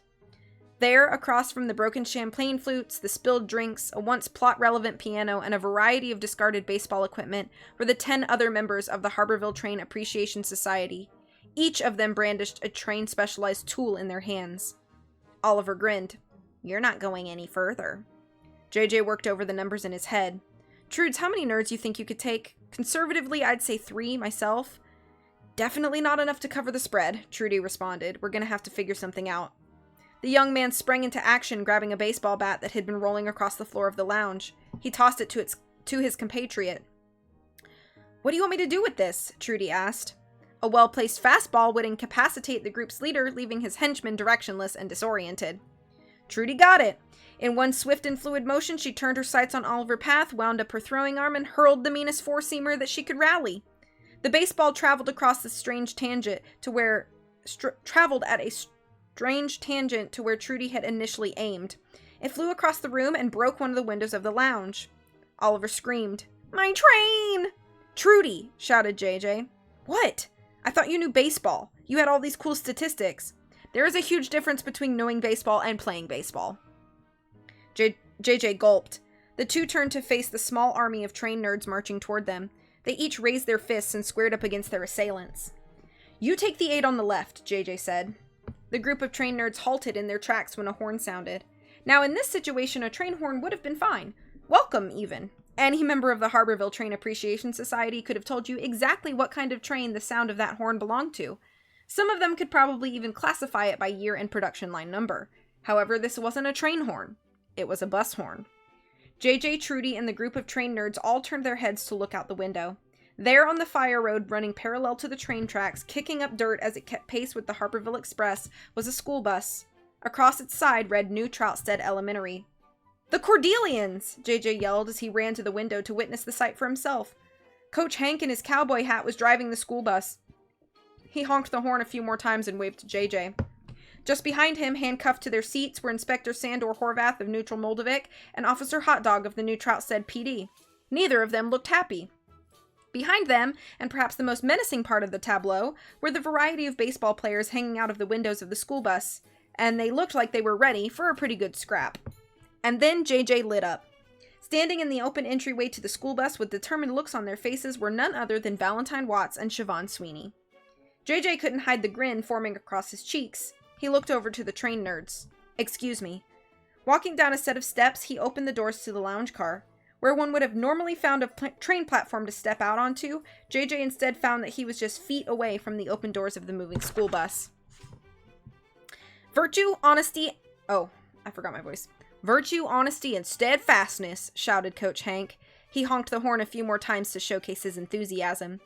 Siobhan jumped aboard first, running up the steps and over to Trudy to face Oliver Path and his band of trained nerd henchmen. Valentine was next, giving a nod to his brother on the way up. Then came the starting lineup of the Harborville Elks minor league baseball team. JJ waved once more to Coach Hank, who honked his horn a few more times before peeling off of the access road. The young adventurer then walked up the stairs and joined his friends. The two groups stared each other down. The baseball team cracking their knuckles, the train nerds gripping up on their specialized train tools. And here they are, all of my main characters on the train now. I'm running out of time, I have to make a decision. Siobhan broke the silence. "Play ball!" What ensued was violent. Not death of a main character violent, but still pretty up there. Siobhan Sweeney, Trudy De La Rosa, Valentine Watts, and a group of athletically talented baseball players / royal guard to a princess all jumped into a melee. They ducked and dodged specialized train tools swung by frantic nerds. J.J. Watts, however, did not join the fray. He had one person on his mind. He began walking toward Oliver Path, first stepping over a baseball player who had a train nerd on the ground in a headlock. He ducked under a flying train nerd launched by a baseball player who soared into the baby grand piano at the other end of the room. It made an extremely satisfying twanging sound. JJ walked past Valentine as he threw some impressive uppercuts into the chin of yet another train nerd. He stepped around Trudy, all elbows, real clinical. Oliver Path saw JJ on the warpath. Oliver shrieked, dropped his crowbar, and fell over himself running backward. JJ followed him at whatever pace he felt like as the nerd stumbled out of the lounge. Oliver made it a few steps into the aisle between dining tables before he tripped. He crawled forward a few more feet before he felt a hand on the lapel of his dress shirt. "I can give you your flashlight back," he yelped. JJ pulled him up and spun him around, staring him directly in the face. "It's not about the flashlight." He then rocked him across the chin with an almighty right cross. A sick crack echoed around the empty dining room. JJ held his fist up again, Oliver squirming in his grasp. "Renounce your membership to the Ghost Hunters Adventure Club," he demanded. "I renounce my membership to the Ghost Hunters Adventure Club," Oliver wailed. "Be more formal about it." "What?" JJ cocked his fist back again. I hereby declare the dissolution of my relationship, both personal and professional, with the entity known as the Ghost Hunters Adventure Club. I wish them the best in their future endeavors as I depart to pursue my own," he rattled. "Your resignation has been tendered and verbally co-signed," JJ said.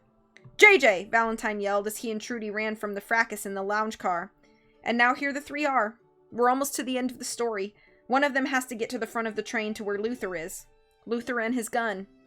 "Now tell us," said JJ, "where is the princess?" "I can't put it off any longer. I have to choose." "Okay, you know what? Hold on." End of chapter 22.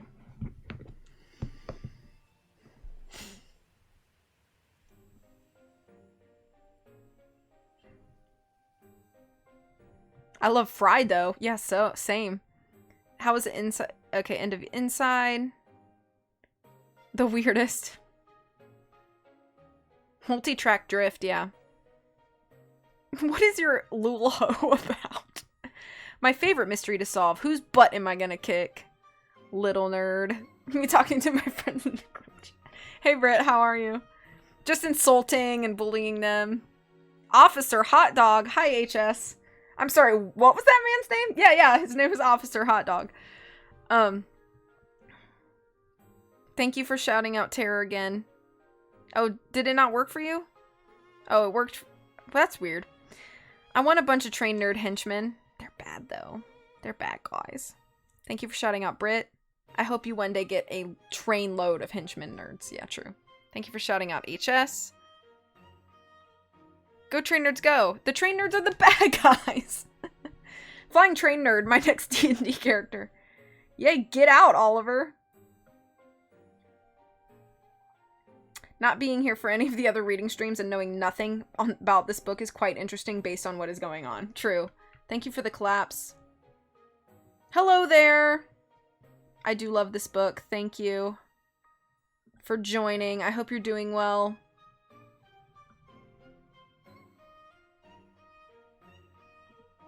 Oh, she typed "der terror." I see.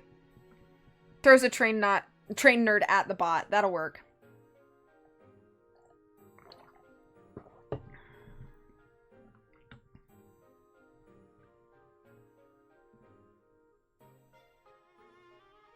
Okay. What did I just do? Okay, here we go. Alright, we're continuing on. Oh, might you provide me with a quick synopsis of this book? Yes, let me read. I'm gonna read the back of the book real quick for anybody who needs a quick synopsis. This is a story about three idiot wannabe detectives, JJ and Valentine Watts, and their new friend Trudy De La Rosa. Again, they're idiots, but in a fun way, where they go on adventures and occasionally use swear words. In this book, they're riding a train on official Ghost Hunters Adventure Club business when an old friend from the past shows up to ruin everything. It's up to our 3 young adventurers to solve the mystery of the excess train to nowhere before they're locked away forever for a crime they didn't commit. So that's like the very overarching, but the quick synopsis is that Dr. Cecil H.H. Mills is not a real person. It is a character created by Aaron Hansen of the Game Grumps to write these books. And they're also written with a lot of fourth wall breaking where the characters, particularly Trudy, actually interact with Dr. Cecil H.H. Mills in the book. It's very like tongue-in-cheek kind of thing.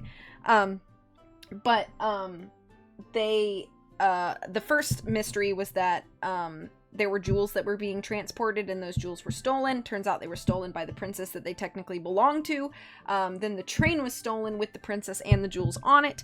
They found the train, the princess, but they don't know where the jewels are. So, and now they're trying to find the person who took the train and the princess so that they can get the jewels and then return the jewels to the princess and then get out of there. So that's like what we have left to do, I guess. That makes a lot of sense. Yeah, Dr. Cecil H.H. Mills is oddly Aaron's imaginary uncle, a man that Aaron hates, but his mom told him he had to promote his books on his show. And this is the second book in the series. So the first book I read on stream like a year or 2 ago, and it was the Ghost Hunters Adventure Club and the Secret of the Grand Chateau. And I loved it so much, which that Tara got me the next one, and it came signed, so that's neat. But yeah, that's the synopsis of where we're at. The Ghost Hunters Adventure Club, so far there has been no ghost hunting, but I'm pretty sure that the name of the club is just to all-encompass that they will do any sort of mystery, you know? You know what I mean? That's kind of the vibe I get. I am going to close my door because it's coming up on 9 o'clock and I don't want to disturb my family.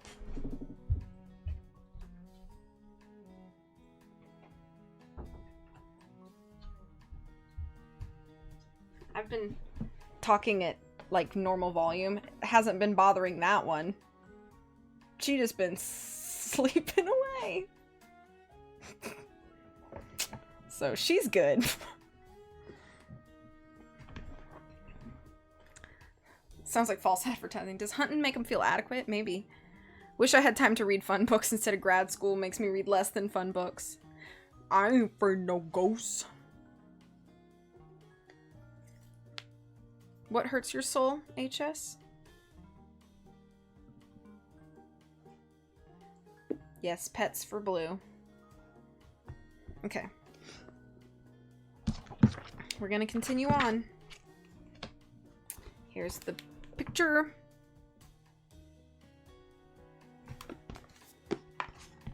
Chapter 23. Why it's okay to kill these kids, and which kid I'm going to kill. You're going soft, kid.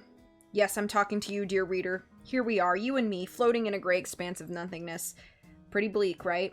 There's not a lot of scenery to chew on, no horizon line to give a sense of depth. It's all just gray. I would describe this as a pretty boring scene, visually. So here's where you say something to the effect of, hey, Dr. Cecil, why are we floating out here in the nothing? Couldn't you have staged this scene literally anywhere other than the liminal space between chapters? Possibly somewhere with a discernible x-axis? The answer is no. And it's not because of any sort of limit to my imagination, it's because I'm trying to illustrate a point.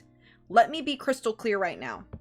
We're floating out here in this gray void because it's all we'll be able to afford if the yacht plan fails. Buddy, we are so close to the end of this book. We have so few pages left. I don't know where you've been for the past indiscernible amount of time, but I've been right here, day after day, hammering at my typewriter. I'm toiling at a breakneck pace to produce the fast quality content for a rapidly growing fan base with an ever-dwindling patience and an insatiable need to devour. I am working very, very hard. As hard as I would have worked on an adult novel even, so I would appreciate it immensely if you'd stop letting your feelings about these characters get in the way of me needing to kill one of them. They're idiots, the Ghost Hunters Adventure Club, all of them. Here they are, getting in over their heads yet again. Here they are, being driven forward by a naive understanding of justice and an overinflated compulsion to do what is right. Listen, I understand how one could get attached to them. I would know as well as anyone. I've spent 2 entire manuscript production cycles with the Ghost Hunters Adventure Club. There are pieces of me in each and every single character in these books, but most of all within J.J. Valentine and Trudy. Within those 3 are fragments of my soul that took decades of sorrow, joy, rage, and anguish to excavate. Their victories are my victories, their pain is my pain, and I would be terrible at my job if you didn't feel that way too. They are idiots, yes, but they are idiots who learn and grow, who make mistakes, who get knocked down but get back up. They are idiots who care for one another, who protect one another, who see a bright vision of the future, and fight their hardest to make that vision a reality. They are mirrors we look into. We can gaze into them so that we may gaze inward within ourselves to find those pieces within us that make us special. But at the very end of the day, and I am sorry to be the one to tell you this horrible truth, these idiots are nothing more than words on a page. And those words on a page have a primary goal, and that primary goal is to make money. The point is that it hurts. Can't you see? It's supposed to be as painful as possible to lose a character who means so much to us. We're here to manufacture outrage, to create as deep and as wide a chasm as possible. We want people to have to shout indignantly over one another to be heard, for journalists to slap together poorly researched articles about fan outrage, because that's what keeps their attention, and that's what sells content, and that's what puts us on yachts. This is what separates me from you, dear reader, and this is the reason why our partnership will succeed. I'm willing to make these hard calls for the both of us. I'm willing to circumvent any emotion that might prevent me from success. You don't have to agree with the decisions I make. Sometimes I don't even agree with them, but we're past the point of no return. All the foreshadowing is there, and I'm sticking to it. Be as mad as you want. Go ahead. It makes us both more money that way. But when the dust settles at the end of this book and you feel betrayed, do not blame me. Blame art's relationship to capitalism. Now, with reactionary emotions completely removed and our commitment to the yacht plan reaffirmed, let's figure out who to kill. JJ could be an option. That would be a wild left turn, wouldn't it? The plucky and quotable leader of the Ghost Hunters Adventure Club is struck down unceremoniously, leaving Valentine and Trudy to pick up the pieces in the coming sequels.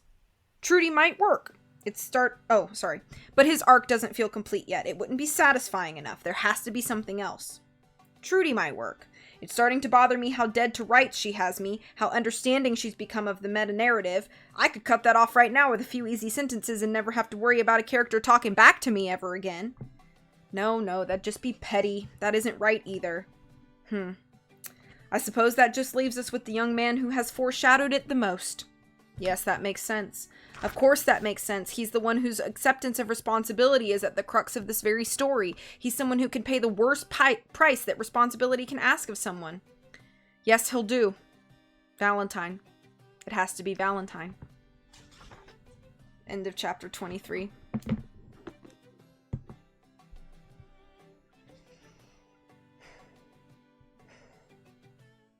Absolutely insane title of a chapter. Most chapters are named things like that.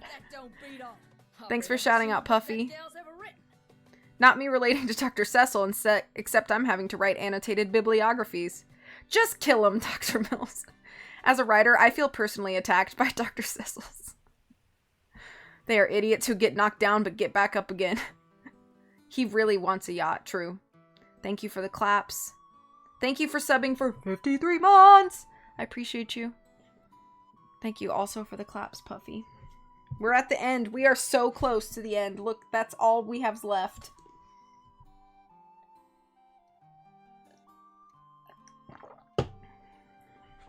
So close. So close. Blue just looked up at me like this. Laid back down. I can only dream of being as good a writer as Dr. Cecil. I believe in you. And if you write a book, send it to me and I'll read it on stream. That's how I look most times of the day. Like this? No, your eyes are open when you're awake, at least in my experience. Alright, here it is. Picture. Chapter 24. Chekhov's Gun. JJ's hand hung menacingly in the air just in front of Oliver Path's nose. "She's in the engine compartment with Luther!" the trained nerd volunteered under the fear of being punched again. "But you're too late. Once we get to the bridge, they'll be long gone." "Wow, thanks for all the information," JJ said. He loosened his grip on Oliver's shirt. "I wouldn't have been able to hit you again, though. My hand is super broken!" He unclenched his punching fists and let out a prolonged groan of pain. "The bridge?" asked Trudy. "What happens at the bridge?" The image of the great bridge over the even greater river flashed through Valentine's mind. The final puzzle piece fell into place. He had to move quickly. He didn't have much time. "Keep an eye on JJ and help the baseball players close out," he said to Trudy as he sidled around the cowering frame of Oliver Path. "Do not follow me." "What are you doing?" asked JJ. "I'm getting to Luther before he gets to the bridge." He kept marching down the aisle of the dining car. "Valentine," Trudy called out. "He has a gun." Valentine stopped. He thought it over. He turned to his two friends. "Well, we do the right thing, even if it isn't the easy thing." And with that, he left. JJ, cradling his crumpled hand by the wrist, blinked a few times. He looked back and forth between Trudy and Oliver Path. What a great mission statement. Valentine burst into the hallway of the first-class passenger car, pausing at the window for a moment to see the foggy landscape hurtling by. He took a deep breath, stared at his fate before him. He ran forward. But did he really understand what he was running to? Did he really understand the gravity of his situation? He was an idiot. I wrote him to be an idiot. Just a stupid mystery-solving teen. We all think we're invincible at that age. So no, of course he didn't get it. That's why he was running forward. It was his blinding preoccupation with helping those in need that overrode his own sense of self-preservation. But was that fair to him? Was that fair to what he learned in the past couple hundred pages? Hadn't he grown to understand complex feelings? Wasn't that core to his sacrifice? So he did get it, actually. And yet he kept running forward. The fool was running to his doom, and he knew it. The end was approaching. I don't know what to do. I don't know what to do. The train roared on, and just as the Harborville Express screamed into the Lake Nowhere tunnel, he entered the presidential suite. "Valentine!" I yelled as he burst through the doors of the adjoining corridor.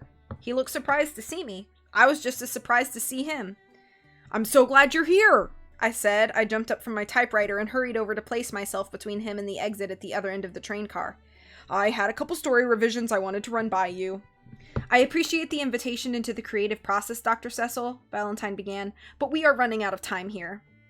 "There's this coffee shop in New Troutstead. It's just off the main street, tucked away in this cozy little nook, but don't worry, there's still plenty of foot traffic. It needs a full-time staff to run it." "Doctor, I need to get going." He attempted to step around me, but there I went, getting in his way again.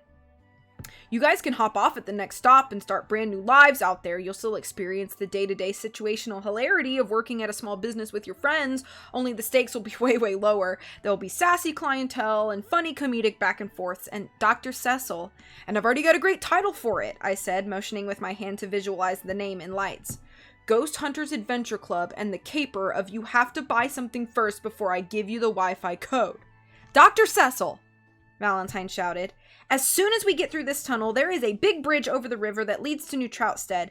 The smugglers couldn't just roll into the station with all of their illegal moonshine, so what'd they do instead? They floated it down the river, Doc. That's how Luther's gonna get away with the princess and the jewels." "Well, would you look at that?" I raised my eyebrows in surprise. "You solved the final piece to the mystery. You did it. Why don't you tell me how you figured it out while you relax for a bit on this custom suede love seat?" "I have to go." Valentine pushed past me.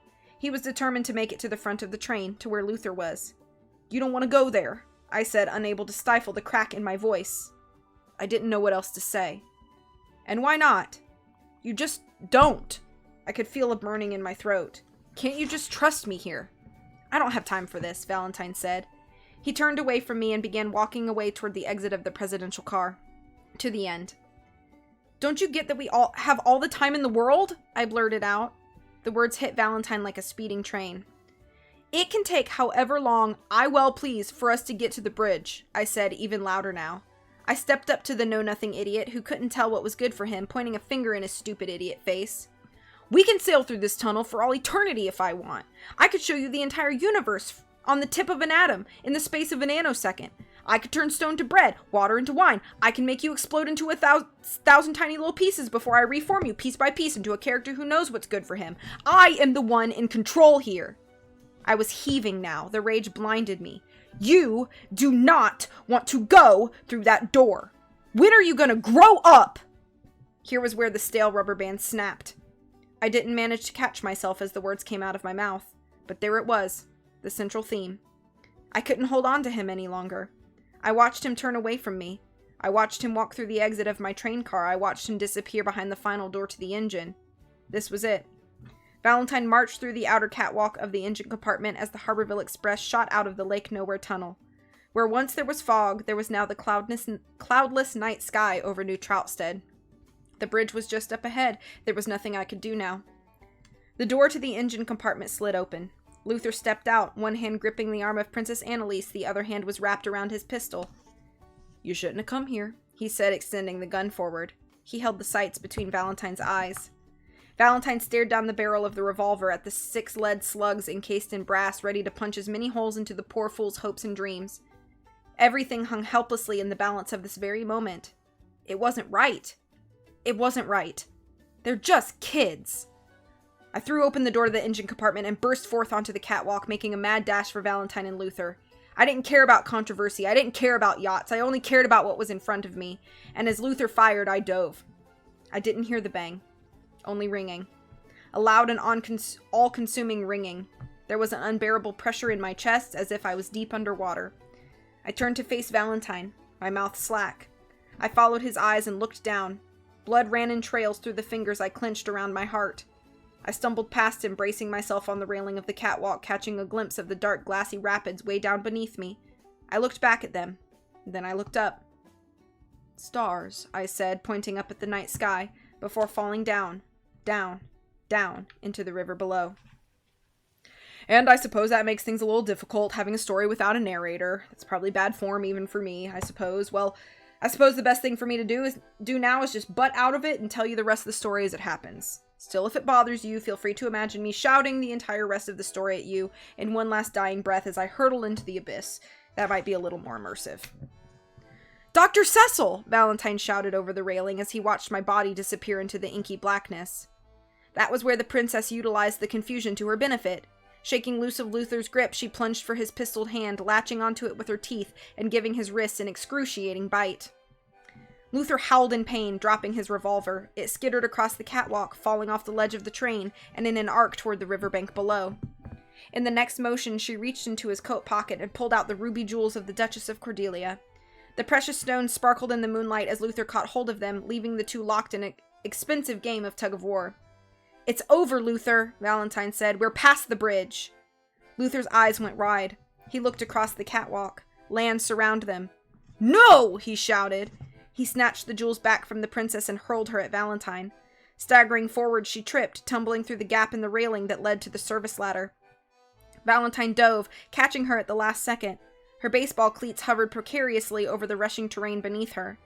Luther stuffed the jewels back into his coat pocket and made a break for the only direction he had left, toward the presidential car.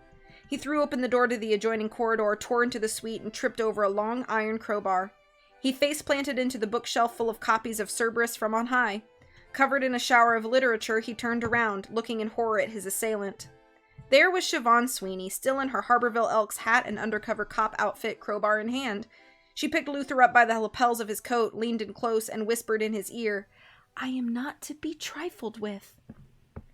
"Die slow!" came a shout, and flying in through the open door to the suite was Princess Annalise of Cordelia, kneecap first, delivering a shattering blow to Luther's stomach. He doubled over in pain, falling onto his knees before her. Valentine ran into the room next, where he saw Luther incapacitated. He saw the princess, now free, getting a couple more choice words over on Luther, and then he saw Siobhan. "You did it!" he shouted in disbelief. Siobhan looked at Valentine and smiled. "We did it." Brushing herself off, she picked up the crowbar as she walked past Valentine into the adjoining corridor between the presidential suite and the engine. There was no fear. There was no terror. There were just two people. "You know," Siobhan turned to him, "I've been meaning to tell you something." "Yeah?" asked Valentine. The two stood there between the engine and the presidential suite. They were nose to nose, eyes staring deeply into one another's. "I always thought you were the smart brother," she said. Valentine was shocked. His face immediately flushed. Do you mean it?" She flipped open an access compartment with the long iron crowbar in her hand. Jamming it downward and giving it a twist, there was a lurch and a screech as metal decoupled from metal. "No," Siobhan snorted. She and the rest of the engine car began slowly drifting away from the presidential suite. Valentine watched in disbelief. It was a few seconds before he understood what was happening, and even more before he figured out what to say. "Are we even?" he shouted across the gap. "I'll think about it," Siobhan shouted back. Then she reached into her own coat pocket and, smiling one last time in the demure way that she did, unfurled the ruby jewels of the Duchess of Cordelia. Valentine watched Siobhan and the engine of the Harborville Express slowly disappear into the distance. He stared at the city lights hanging over New Troutstead for a while before he heard the knocking. Walking back to the other end of the train car to the opposite adjoining corridor, he saw JJ, Trudy, and several members of the Harborville Elks through the glass windows of the entryway. They were pounding on the door. Removing the specialty train tool that Siobhan had jammed into the handle, he allowed the cadre of allies into the presidential suite so they could witness the aftermath themselves. "What happened?" asked Trudy, looking from Princess Annalise to Luther to the engineless front end of the train. They were coasting to a slow-rolling stop miles away from their destination. Valentine sighed. He sat down on the comfiest custom-made couch he could find. "I think it's over." End of chapter 24.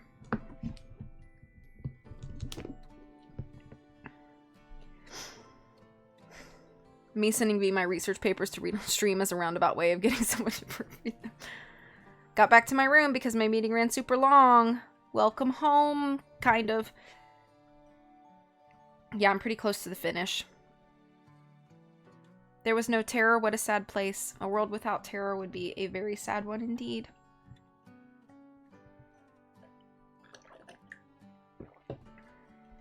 Okay. I think I only have one chapter and an epilogue left. Robespierre. Hi, Auburn.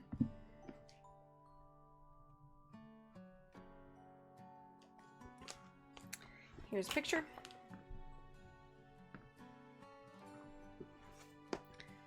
Chapter 25. The Federal Train Governance Commission. JJ, Valentine, and Trudy sat unhandcuffed on 3 separate chairs across from a desk in a small nondescript office. Fluorescent lights hung overhead, filling the tiny room with a sterile glow. The 3 were covered in lake salt, smoke, and a variety of scuff marks. They had been waiting there for some time. JJ kept his hand, now bandaged after seeking medical attention, elevated above his head. "My hand hurts," he said. The door behind them opened and a man in a gray suit walked in. Remarkable only in his unremarkability, his salt and pepper hair was fashioned into an angular flat top. Dark horn-rimmed glasses sat on his face. Sitting down at his desk with an air of stern professionalism, he studied the disheveled members of the Ghost Hunters Adventure Club. "My name is Mr. Union," the man said. "I represent the interests of the Federal Train Governance Commission."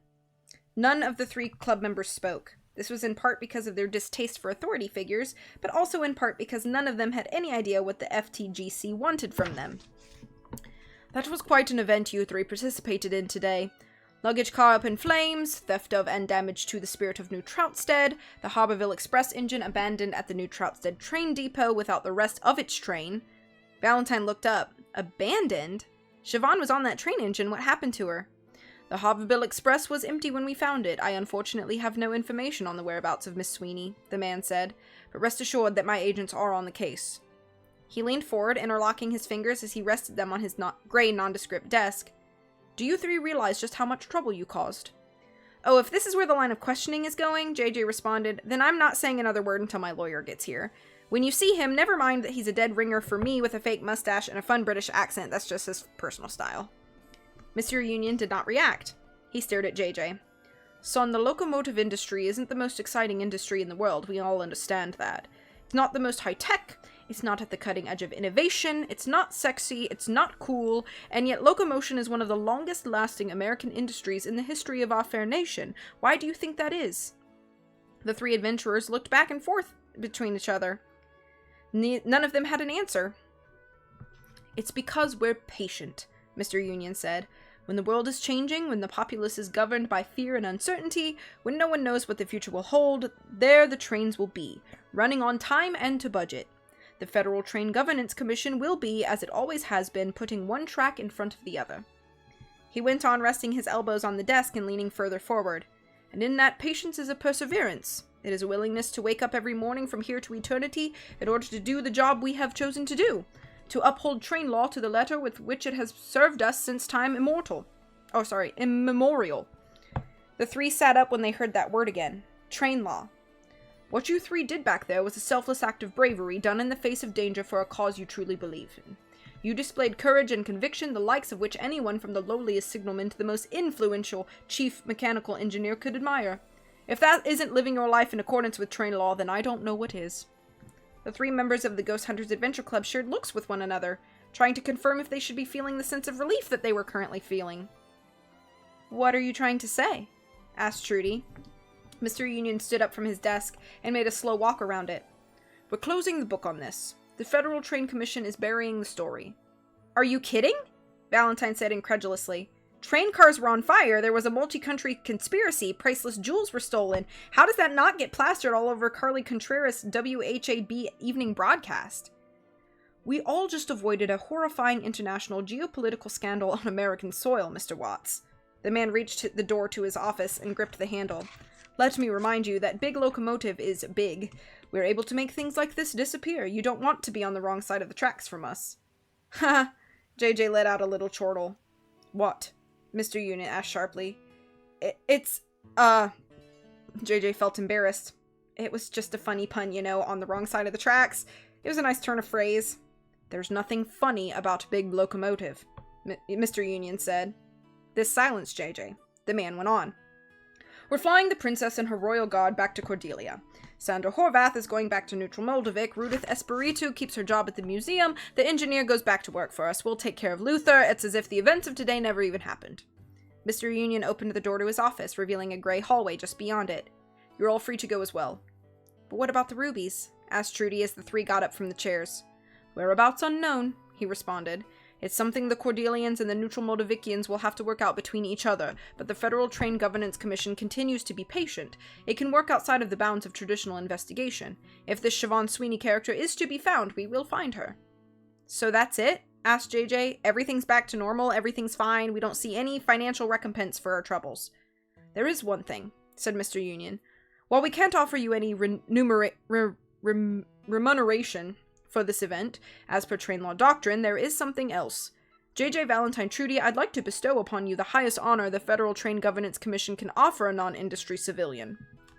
He reached into his suit pocket and pressed a badge onto the chests of each member of the Ghost Hunters Adventure Club. He stood back and they all looked down. They were now each wearing small pins embossed with the image of a train, and just below it read, "Junior Train Conductor." Mr. Union nodded at them. "Congratulations, these come with novelty conductor hats if you'd like them." JJ Valentine and Trudy sat on the steps of the Federal Train Governance Commission building under the night sky of New Troutstead. Beaten down and tired, they were safe for the first time since they stepped onto the Harborville Express this morning. Each of them had on their heads their own novelty conductor hats. "What do you mean by saying we'll be watching you as Big Locomotive always does?" asked Trudy. "I'd take that as a threat," Valentine replied. JJ took a deep breath. "Trudy, you deserve to know everything about our past. No more secrets from here on out." Trudy looked from Valentine to JJ. "I'm fine not knowing." Valentine raised his eyebrows. "What do you mean?" "You're allowed to have your past, and you're allowed to be as ashamed of it as you want. That you two are actively trying to become better says all I need to hear about your worth as people. I'll find out about anything you want to tell me whenever you feel ready to tell it to me." There was a secret handshake performed here. "Well," said JJ glumly, "I hope everyone had a fun Ghost Hunters Adventure Club first inaugural leadership summit.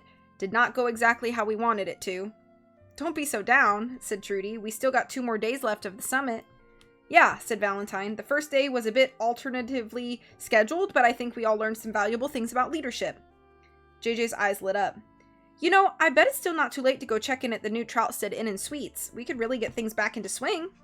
"It's the right thing to do, even if it isn't the easy thing to do," said Valentine, smiling. The three got up and walked down into the lamplit city streets of New Troutstead with a certain lightness to them. The air had a chill to it. It was quiet. JJ looked over to his 2 friends. A thought occurred to him. "That's strange. I feel freer than usual." And we just have an epilogue.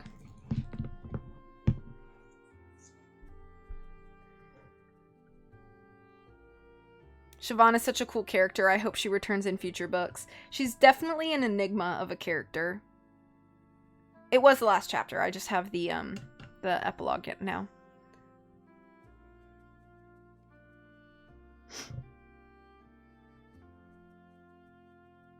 I can only picture Siobhan as the Siobhan from Dropout / Dimension 20. I'm not sure I know what that is, but I can only think of Siobhan as a fox because Wizard 101. Chortle. Gonna start talking about Big Locomotive like people talk about Big Pharma. He has chortles. War chortle. Epic Lodge. Thank you, thank you. What was that? Chapter 25, I think. All right. We're gonna do the epilogue and call it. There's no picture here. It's just the little logo that says the end. Epilogue. Well, this is awkward. Hello, dear reader. Dr. Cecil H.H. Mills here. You remember me, right? The author who let his feelings get the better of him and sacrificed himself so the three main characters of this novel could live. That was an unexpected twist for all of us. To confirm, yes, I'm still dead. Very dead. And if that was a spoiler for you, I want you to know that I feel no remorse for having written it. Who reads epilogues first? It's unholy. In any case, here I am doing the Dear Reader letter answering section at the end of the book. This might be confusing. Sure, I'll concede that. In fact, the only way this epilogue will work canonically is if you imagine my mangled corpse floating in knee-deep water on the banks of a river emitting death rattles in the vague form of answers to reader questions. Dr. Cecil is dead. Never mind how I'm writing this or whose voice you hear in your head. I get paid to write, not to unpack complex concepts for young adult readers. So right about now, it seems like a good time to let you, the demographically relevant, impressionable youth, know a bit more about how the world works. You see, modern society only exists because of one reason, and that reason is contractual obligations. It's as simple as that. If it weren't for a clause buried deep within a contract filed away in a basement somewhere that expressly forbade it, we'd all be bashing each other's skull in with rocks for use as a rudimentary form of currency. When you sign a contract, you are bound by the incongruous and oftentimes contradictory laws of man. And while I have at times leveraged this to my advantage, I will readily admit that sometimes you write yourself into a corner and sometimes you realize you have to deliver one final chapter or lose your publishing deal altogether. So here we are. First things first. No, I will not be answering questions about the damage I did to the concept of narrative storytelling by killing myself off in the finale of the book. However, I will say that when I hurl a character off of a cliff, I have never and will never do so lightly. That would be a disservice to the art and the craft of storytelling that I hold so dear. Imagine how cheap it would be for me to think up some completely illogical way for Dr. Cecil to have survived that fall from the bridge. He is not coming back. Wouldn't you prefer to have art that is respectful of your intelligence? Consider reading an adult novel for once. To wit, by following this thread, I come to the bad news. It is with a heavy heart that I say the novel you hold in your hands is the very last novel of the Ghost Hunters Adventure Club series. Now, far be it from me to cut myself off from a promising revenue stream, but my actions in the last few chapters were weak, embarrassing, and foretelling of questions about the human condition that require deeper self-reflection. I could explore these questions, sure. I could spend more time in this universe to better understand my feelings about these characters and what drove me to sacrifice myself for their safety. That would probably lead me down a road of self-actualization toward understanding why I'm here on this earth. I would become a better person. Or, here's an interesting idea, I could just end the series here and avoid that hard work altogether. Choice seems easy.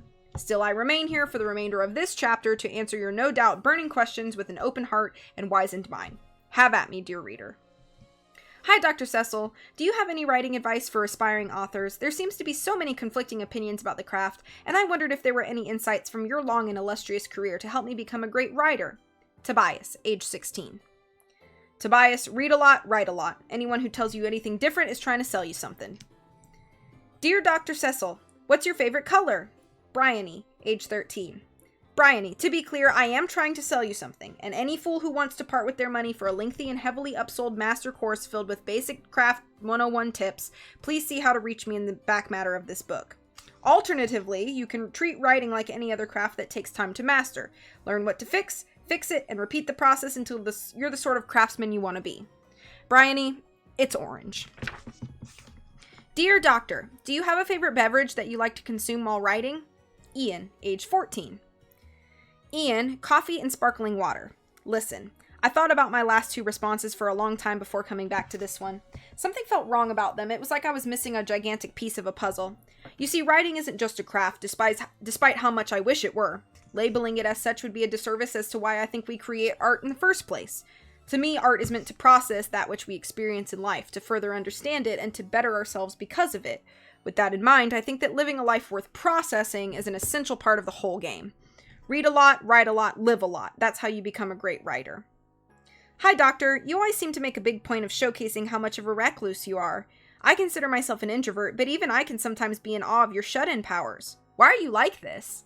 Mike, age 15. Mike, I am nothing more than a man living a life in accordance with his values. And that value is, very specifically, to know only 10 people. Exactly 10. No more, no less. I then take all of the energy that I would have spread too thin amongst multitudes of other people and focus it on those 10 people instead. There's a lot less cacophony this way, and the only time things get complicated is when I have to hold ranked, skill-based competition to see who sits where during dinner parties. Dr. Cecil, I know that the fear of failure is prevalent in any industry and that there's always a risk of putting yourself out there. But seeing as you get so many of them, how do you deal with the bad reviews? Sophia, age 17. Sophia, whenever you show what you create, you send a signal out into a world of noise. The signal isn't meant for everyone. In fact, no signal can be meant for everyone. Then that just turns into more noise. The best you can do is hope that you sent your signal in such a way that it gets received by the people it was meant for. So normally what I do is draw a circle on the ground about 9 feet in diameter. I then invite my critics one by one to step into the circle with me. If they can move me out of it, I will concede to their terrible opinion about my work. They may bring a single blunt weapon of their choosing, and while this may be bravado on my part, I will enter the circle unarmed. Hi, Dr. Cecil. Do you have any advice for people going through a hard time? This last year has been rough for me, for so many reasons, and right now it feels hard to look out into the world and see any goodness in it. Theo, age 15. Theo, you will survive this hard time as you have survived every hard time before this. Moreover, you will emerge from this time even stronger than before. Existence is a crucible with which we strengthen the metal of our being, and with that strength we can search for the goodness in this world. Goodness is hard to find and even harder to defend, but if defended and if allowed to grow, then we all might just stand a chance against the impending robot uprising. Dr. Cecil, I'd like to start off by sending my condolences to you for that tragic warehouse fire some years ago. As a voracious reader of your novels, I was very sad to hear that every known copy of your last work for fans of my age had been destroyed. While the wait was long, I was elated to hear of your return to the literary world with Ghost Hunters Adventure Club and The Secret of the Grand Chateau. To be truthful, I found the plot hackneyed and the insertion of yourself as a meta-character to be ham-fisted at times. However, in spite of that, there remained this relentless pursuit of triumphant human moments that I find deeply rooted within everything you create. It was a good try.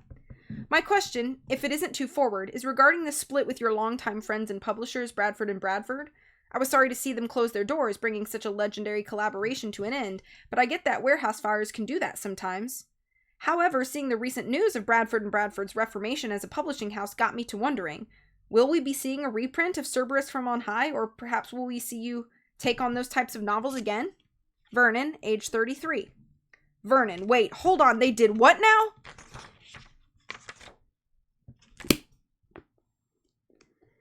That's the end. The music stopped while I was reading that.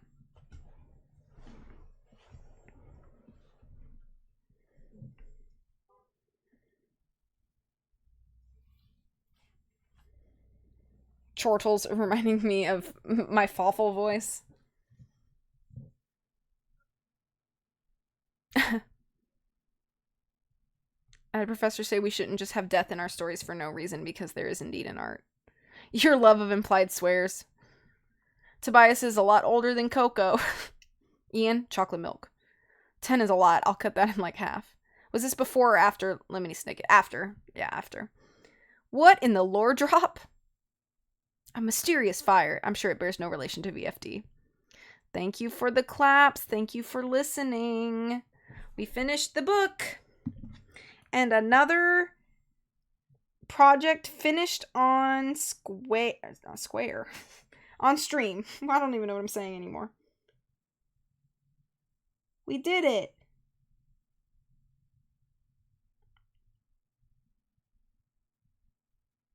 So, yep.